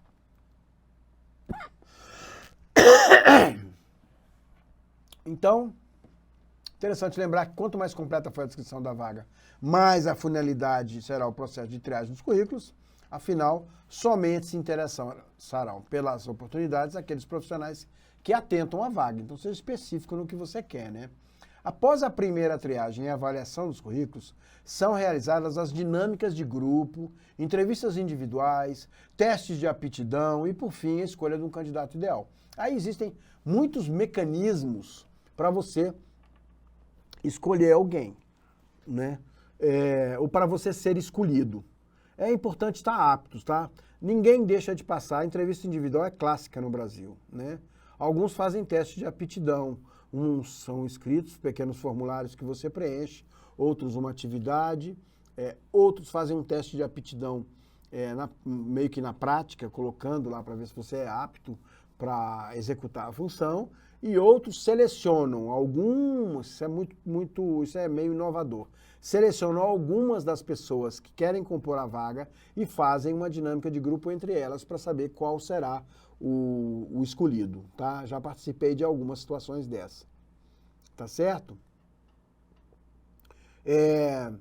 Às vezes, como eu disse no começo, nem sempre mais é melhor. Então, nem sempre o cara com um currículo maior vai ser o ideal para aquele posto, né?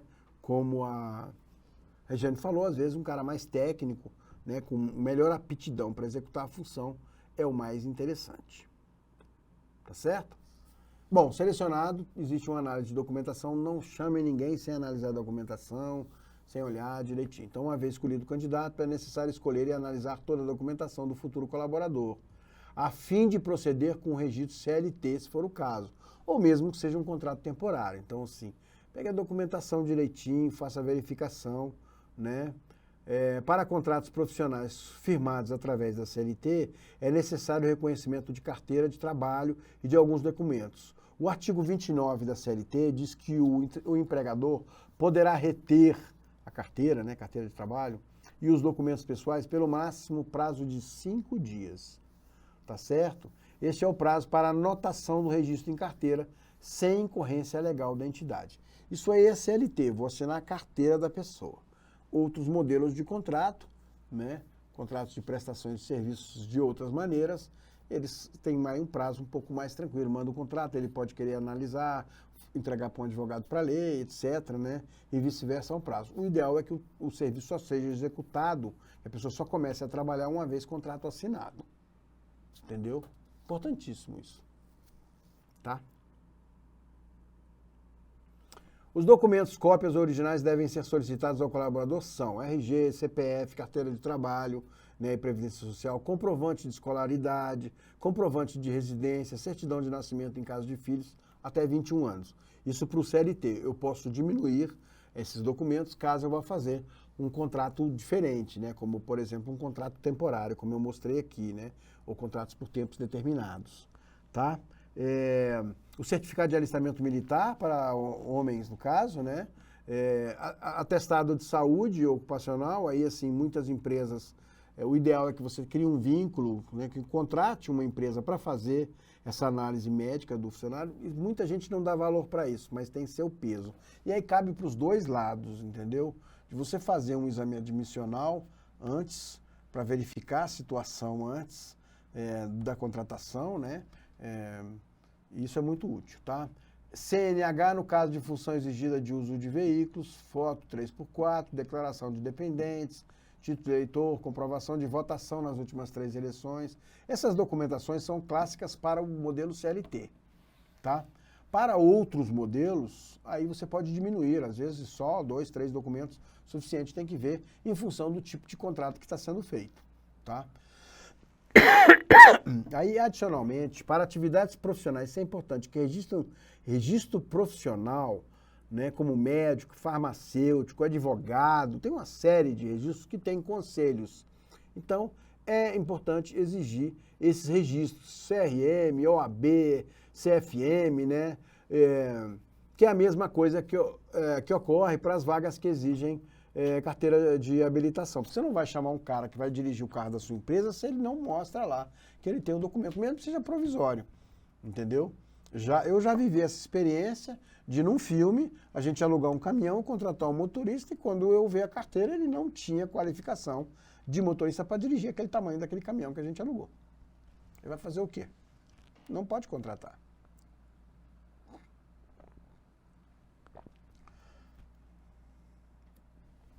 Moçada, vamos fazer um print?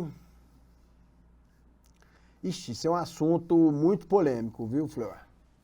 Eu acho que a tecnologia está criando muitas profissões, mudando as profissões.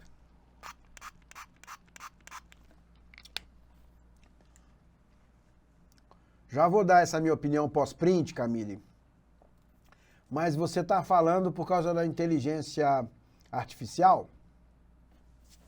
Deixa eu fazer uma pose bonita aqui pro print, que esse é o último print do dia. Abram suas câmeras.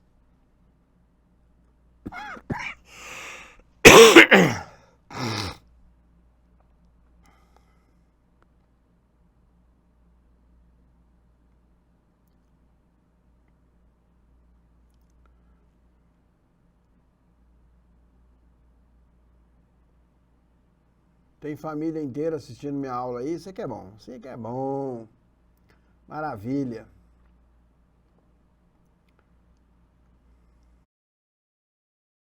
Foi o print. Vamos lá falar um pouquinho então, responder Camille, o design gráfico, né? Que é uma atividade que, na minha visão pessoal, está cada vez mais necessária. Porque o design gráfico antes ficava muito resumido às coisas que iam ser impressas, né? Eu sou do tempo que não existia internet, gente, tá? Eu já era adulto antes da internet chegar. Eu tenho quase 60 anos. Então, quando chegou a internet, muita gente ficou... tá ok, Isabel, até a próxima. Muita gente ficou preocupado, achando que a internet ia acabar com muita coisa. Mas, por exemplo, o caso do design gráfico ampliou o espectro de possibilidades de trabalho. Porque aí os designers passaram a desenhar sites, né? E aí veio o celular, os designers passaram a desenhar coisas para o celular, né? Então, hoje, é um mercado muito grande. Para você ter noção, muitas empresas que trabalham hoje com rede social usam os designs para fazer design dos seus posts, que sejam de marcas, de legendas, de material gráfico assim, visual, né, da rede social, para que crie uma unidade. Então, assim, é um mercado extremamente promissor aí. Atualmente, está rolando um bafafá muito grande, desculpa a vulgaridade, em relação às inteligências artificiais que estão chegando no mercado. Eu tenho uma visão otimista, não negativista, dizendo que eles vão acabar com uma série de profissões. Não, eles serão mais uma ferramenta para a gente poder usar. Eu já estou usando, inclusive, ferramentas de inteligência artificial para corrigir um texto meu, para me ajudar a compor o texto, entendeu? Para me ajudar a compor aula, né? Para trabalhar com imagem. É muito incipiente ainda, mas é extremamente útil, tá? E não creio, então, que a inteligência artificial vá atrapalhar a profissão do design gráfico, e sim ajudar a trazer novos elementos, tá? É a minha visão pessoal.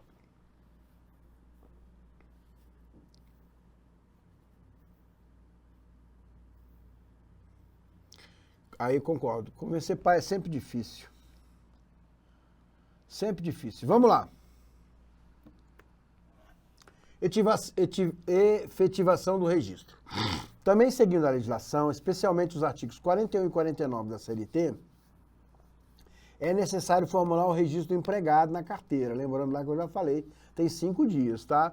Seja num registro eletrônico, livro ou em ficha, tá? É importante isso. As informações necessárias abrangem o salário base, possíveis adicionais, adicional noturno, insalubridade, o cargo que ele vai ocupar, o local de trabalho e a jornada laboral. Então é importante que essas informações estejam registradas, tá? Serão inseridas posteriormente nessas anotações todas as informações relacionadas a férias, licenças médicas, licenças maternidade, licença paternidade e correlatas. Então, tudo isso tem que ser documentado, tá, gente? É tudo documentado.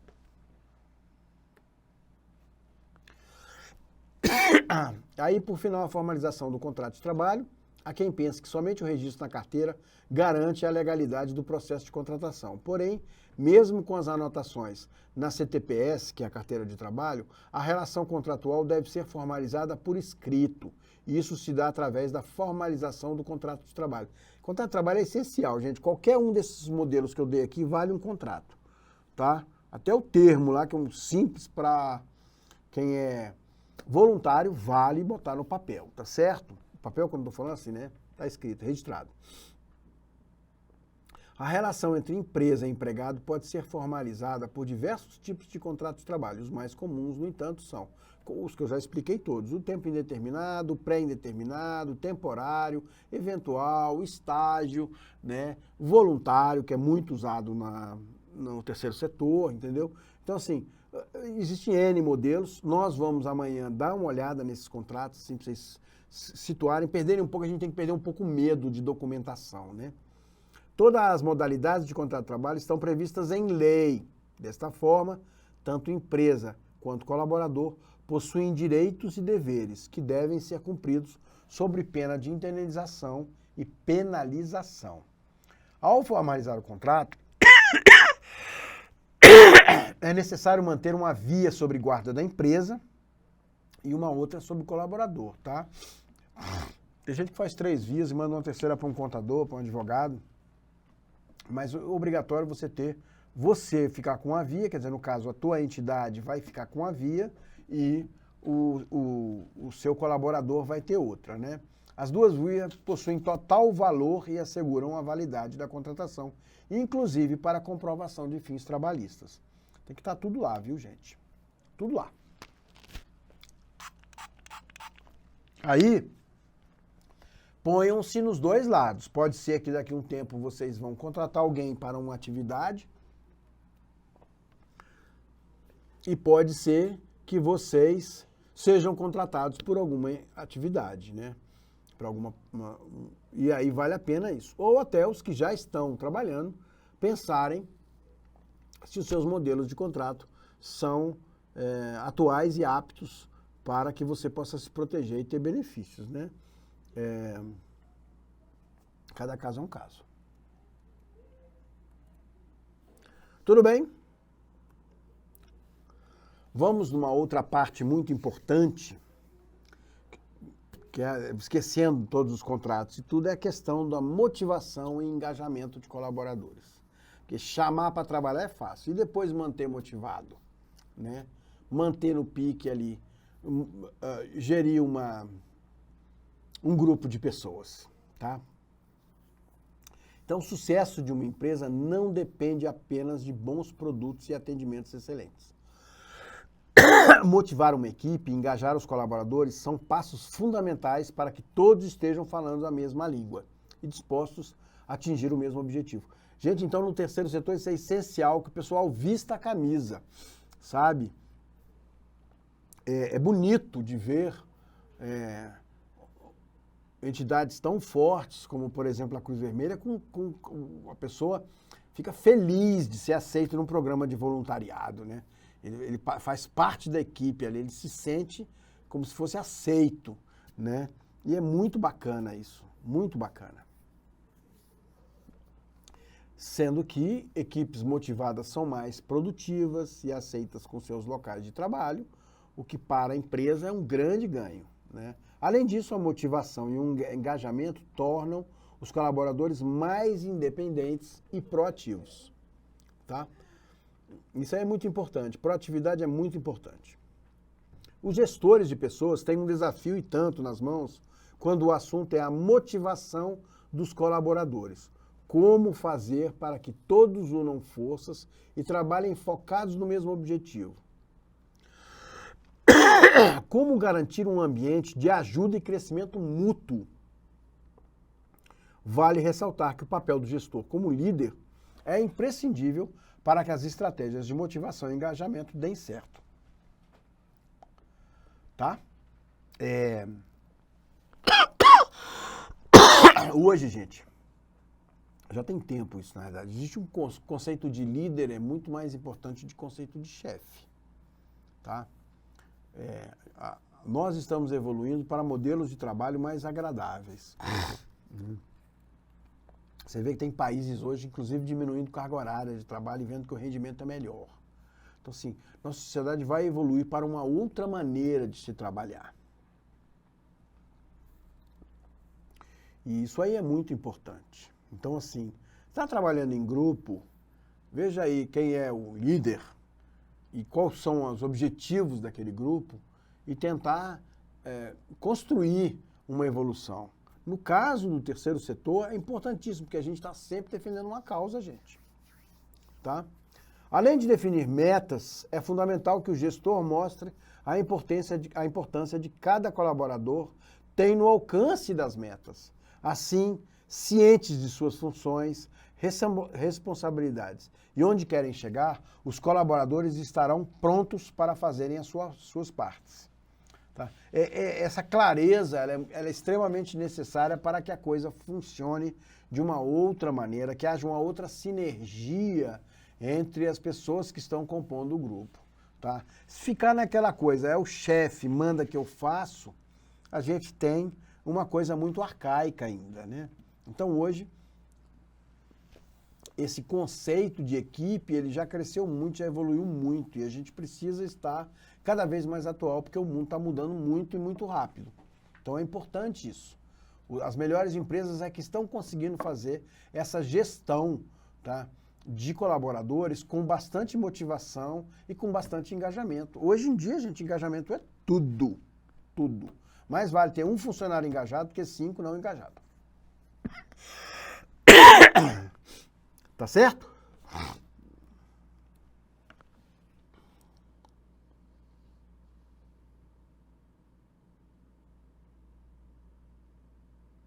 É possível, Daniele. As 2 próximas aulas eu vou dedicar à captação de recurso e à gestão, tá? E prestação de contas. Vamos dedicar as 2 últimas aulas, tá? Que agora que a gente já deu toda essa parte introdutória, nós vamos isso. Então não falta amanhã e nem sexta-feira, tá? No caso das entidades, né, do terceiro setor, existem muitos mecanismos para a captação de recursos, muitos. Entendeu? É amplo, porque eles podem tanto entrar em edital, podem ter doações, podem ter emenda parlamentar, tem muitos mecanismos, muitos mesmos. E nós vamos avaliar esses mecanismos, tá? E renda, sim, é possível hoje você exercer uma função na entidade e receber um salário. Sim, é possível, tá? Você receber ali uma remuneração por uma função, tá certo?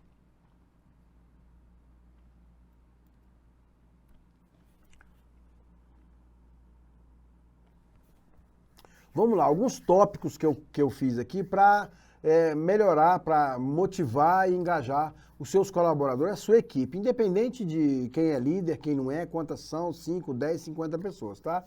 Então, evolução de trabalho, né? Primeira coisa, definição de metas e a importância de cada um para atingi-las.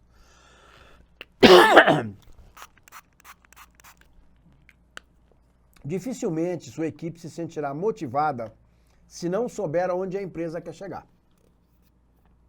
Estabelecer metas e objetivos permite que os colaboradores possam definir suas estratégias individuais para que consigam se manter no caminho certo. Aí, gente, eu quero lembrar a aula de ontem, onde eu falei bastante nessa questão das metas e objetivos, tá? Eu posso ter uma meta da empresa e eu posso ter metas e objetivos de cada projeto. Porque isso ajuda a pessoa a entender onde a gente quer ir, né? E eu aí considero importantes os valores, porque está bem claro lá na sua empresa que a ética é um valor para você, aquele colaborador vai se sentir vinculado e propenso a ser uma pessoa ética, né? Tá bom? Além de definir metas, é fundamental que o gestor mostre a importância em que cada colaborador tem no alcance das metas.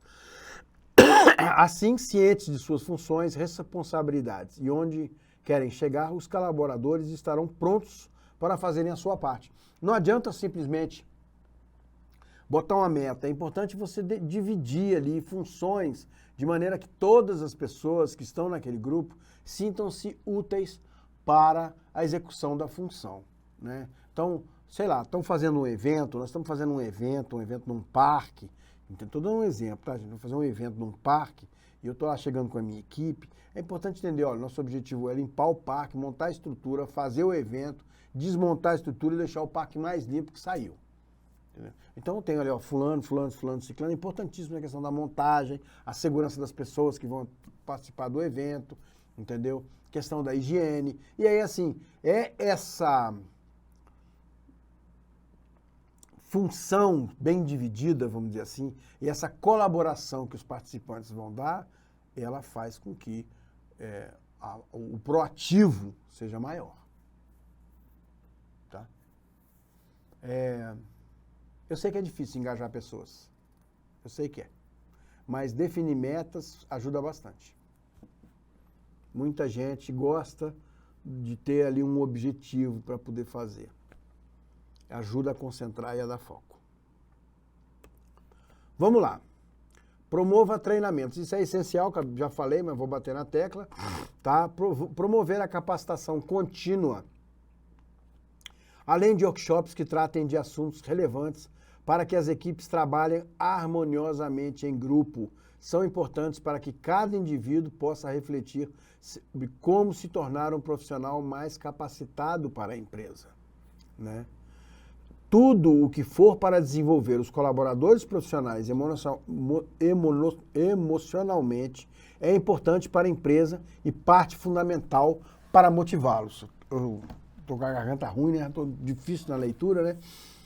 Gente, essa questão do treinamento, tem muita gente que acha assim, eu vejo muita empresa que não dá valor para isso. O cara já está executando ali a função e pronto. Vejo muito empresa, instituto, já vi muito, de muitos lados. E assim, existem duas linhas, tá? Uma linha que é realmente essa parte técnica, em que é bom o profissional estar sempre se atualizando, individualmente ou fora da sua empresa. Então, seu profissional vai fazer um curso ali, entende? De melhora, ou vai fazer uma experiência em outra empresa, vamos dizer assim, né? Para que possa aprender melhor uma função, ou aprender a usar um equipamento, ou disponibilizar conhecimento daquela área para ele. E outra coisa que é muito bom é o workshop entre os membros daquele grupo. Tá certo? Isso é muito bom, porque isso, além de ensinar, além de melhorar e promover o treinamento, ele também melhora a interação entre os profissionais, tá? Então isso tem um peso muito bacana. Eu notei, assim, entidades que cresceram muito, porque criaram essa equipe mais engajada. E isso aí é um trabalho de interação, que não vem assim, não é da noite para o dia. Muitas pessoas são mais reservadas, mais tímidas. E vão, então, quando compondo uma equipe, vão melhorando a situação da própria equipe e a sua. Tá? Então é muito importante aí investir no seu colaborador.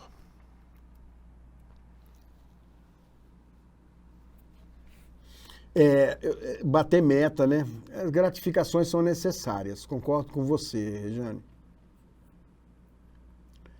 Ô, Dio, até amanhã. Até amanhã, Marilza. Tô saindo um pouquinho mais cedo, ainda tem conteúdo aqui, viu, gente? Essa questão das metas, né? Eu considero bem importante. E eu concordo com você. Gratificação é muito boa. Vamos lá.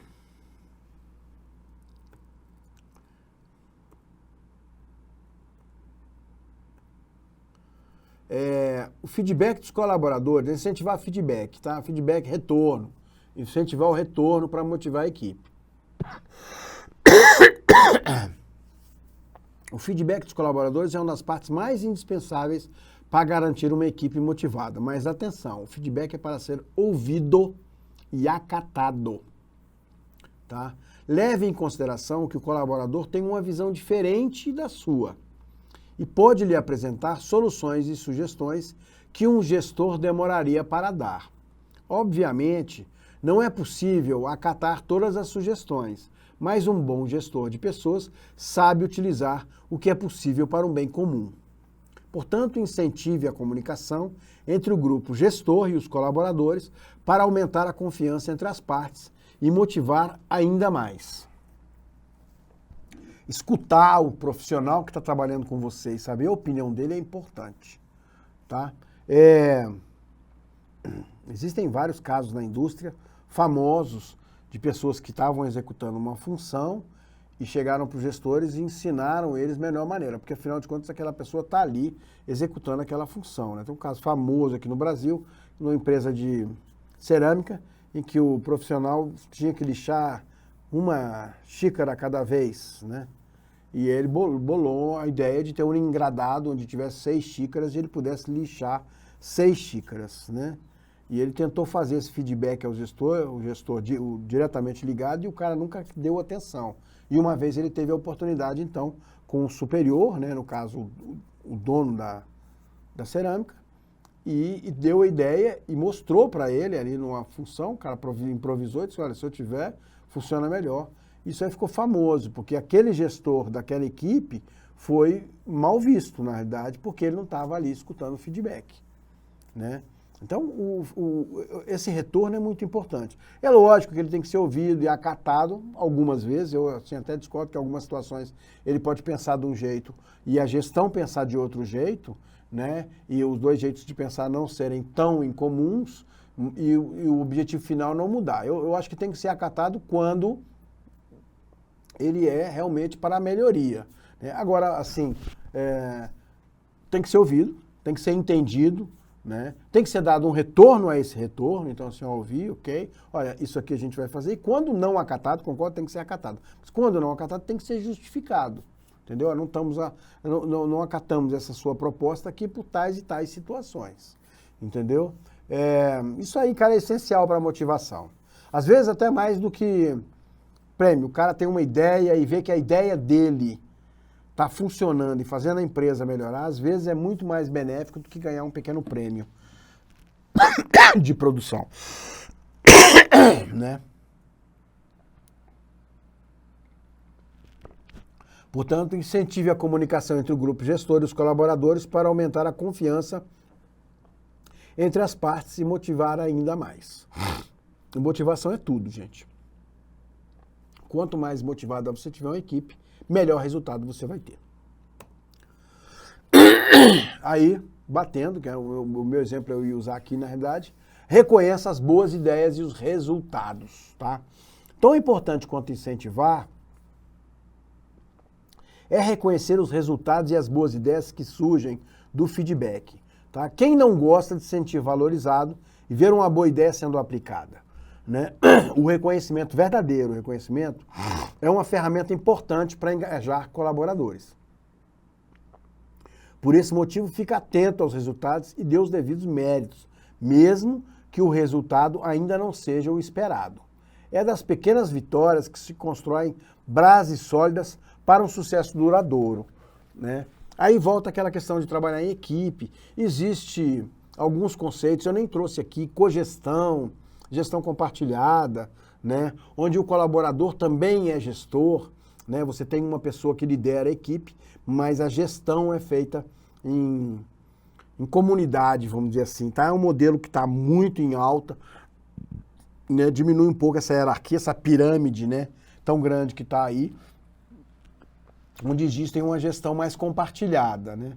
E isso aí incentiva muito essa melhoria de ideias, melhoria de resultados, né? Novas propostas para processos antigos, né? Isso é muito bom, tá? No caso do terceiro setor, a gente está inventando, a gente está evoluindo um modelo, né? E isso é muito importante. Eu volto a citar alguns negócios, vamos chamar assim, né? Do terceiro setor, que são excelentes, que deram grandes resultados em tão pouco tempo, né? Bom, desestimule a competição que gera conflitos. Muita gente, houve um tempo, né, que se trabalhava muito com a competição, que aí, vou até pegar o gancho da Regiane aqui de bater metas, né, que é aquela, eu vejo muito ainda, né, que tem no supermercado e outros lugares, muito comum nas empresas de comércio, de produtos, de venda, né, do varejo, a questão de bater meta no sentido de competir. Então, o primeiro que conseguir vender tal, ganha um prêmio X, né? Essa competição, ela é muito boa para quem ganha, mas ela é desmotivadora para quem não ganha.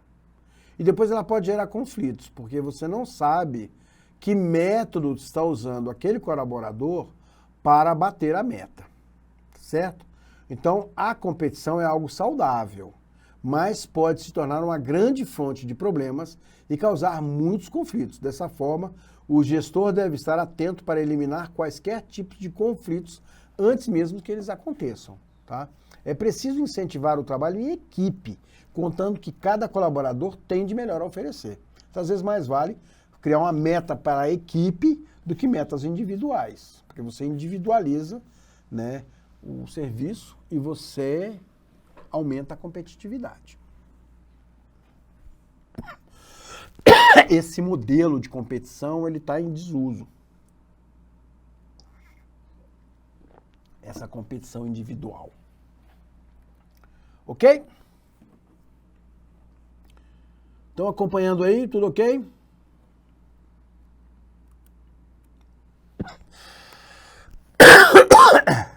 Gente, liderança, né? Aí eu vou bater naquela tecla lá de que hoje é importante ser líder, não chefe, tá? O líder do terceiro setor destaca-se pelo conhecimento profundo de suas potencialidades, pela maneira de lidar com as pessoas, pelo espírito de doação, garra e determinação em trabalhar e aprimorar a visão sistêmica, atuando como um agente multiplicador de mudanças na sociedade. Lembrando, né, que o terceiro setor ele tem um objetivo muito claro, né, um trabalho social aí que nós estamos fazendo. Então, assim, nós vamos mudar a sociedade. E quem vai mudar a sociedade é o terceiro setor, tá? A melhor forma de conquistar a confiança dos colaboradores é não se portar como superior, chefe, ainda que haja uma hierarquia implícita na relação de líder e liderados.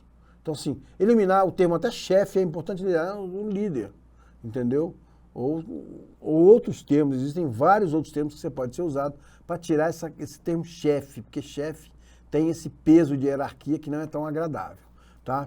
O líder deve conquistar a confiança e o respeito dos colaboradores, e isso vai muito além de posições estratégicas e da hierarquia da empresa. No dia a dia, uma das funções do líder é cobrar a equipe em relação a prazos, atividades, eficácia e desempenho. E tudo isso deve ser feito com muito respeito e paciência, tá? Então, assim, não pode ser uma coisa assim, postura de chefe. E aí, fez, não fez?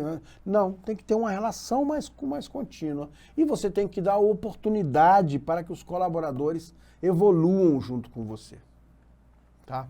Liderar e gerir não é para todo mundo. Existe uma linha de pensamento que diz que líder tem perfil hoje. Então, assim, tem gente que não tem perfil de liderança. Mas vale nem assumir um posto de liderança.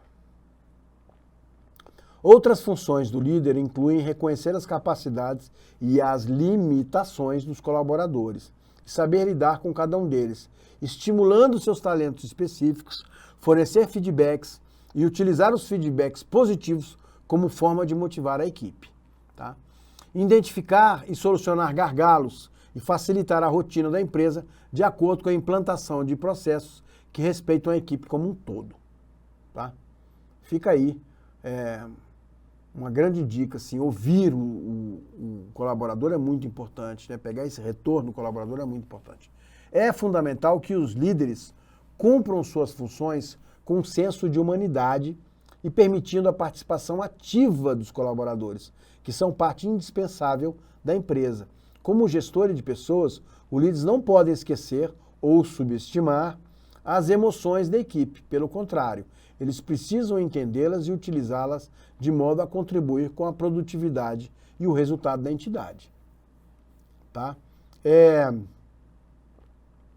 Às vezes tem situações em que a gente está trabalhando com gente, né? Então tem situações em que o colaborador vive momentos, às vezes nem é por causa de estar trabalhando, mas ele vive um momento mais declínio, né?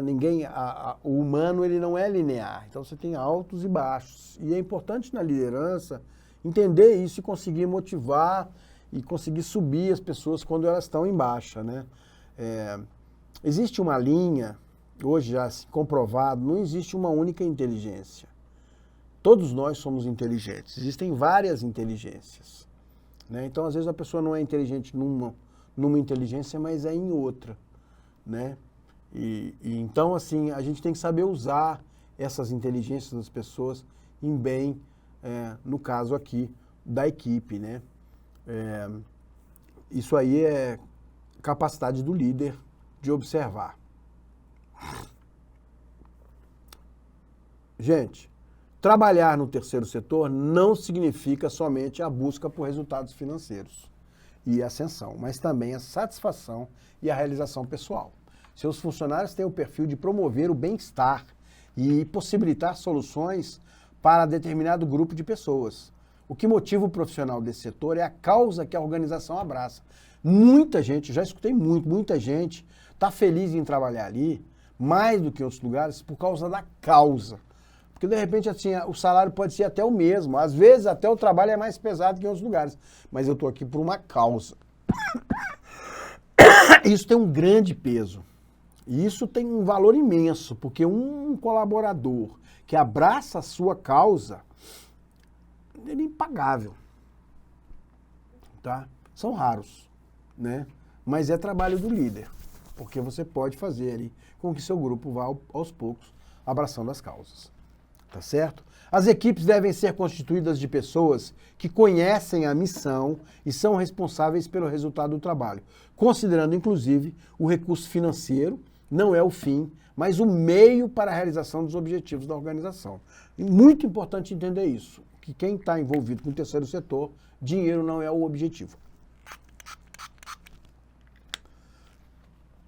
Muito importante isso.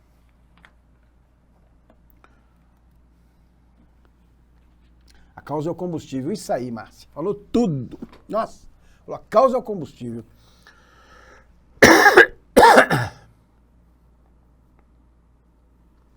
Nossa, tem muito mesmo, viu? Tem uns sugadores que eu vou dizer uma coisa. E esses sugadores aí, eles estão em todos os lugares, né?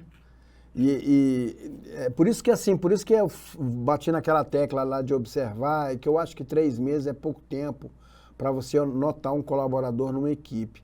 Aí cai aquela piada horrível, né? Mas é aquela história da maçã podre.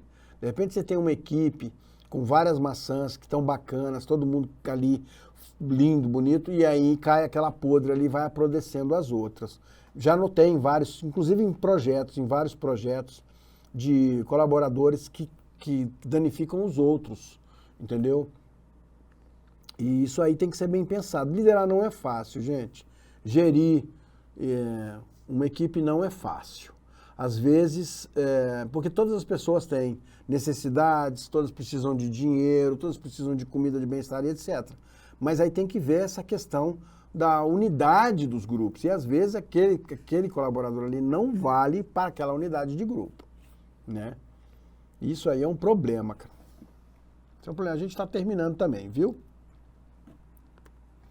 Gente, só para fechar, para vocês refletirem, o terceiro setor brasileiro emprega 2,9 milhões de pessoas em cerca de 820.400 organizações da sociedade civil no Brasil. Gente, são 820 mil e tantas organizações não governamentais, tá? No setor, quase 1 milhão de organizações. Lembrando que nesse total, 83% dessas instituições não tem nenhum funcionário ainda. Então, a capacidade de crescimento que tem o terceiro setor, eu já mostrei números financeiros na aula passada. A capacidade de crescimento do terceiro setor é imensa. Dizem que é dos setores o que mais vai crescer nas próximas décadas, entendeu? E é o que vai ter mais peso, cada vez mais peso, ainda mais com a situação que a gente está vivendo aí, com esse descontentamento, vamos chamar assim, que a gente está tendo do primeiro setor, que são os governos, e do segundo setor, que é o mercado, né? A gente está aí vendo, entendeu? Que são dois setores que estão totalmente corrompidos. E o terceiro setor, se a gente conseguir aí trabalhar um terceiro setor que ainda não está corrompido, sim, tem situações aí, como a que a colega citou, né? Mas que situações que são pequenas, vamos dizer assim, e que está aí um setor com uma grande capacidade de crescimento e que a gente pode estar se envolvendo aí tanto como gerente e líder, né, como liderança, também como colaboradores, tá? É isso, gente, por hoje é isso. Amanhã a gente vai falar de como captar dinheiro, como é que eu consigo grana para minha ONG. Bem resumidamente. Bom descanso a todos, obrigado a todos, a quem conseguiu durar aqui até o final com esse conteúdo tão extenso. Obrigadíssimo a colaboração de todos vocês. Eu quero lembrar que essa é uma parceria do Instituto Amigos da Reserva da Biosfera do Cerrado e da Secretaria do Estado de Economia Criativa do Distrito Federal. Graças a eles a gente está aqui fazendo esse curso e eu espero que a aula de hoje tenha sido útil para vocês aí, gente. Obrigadíssimo. Tchau, tchau.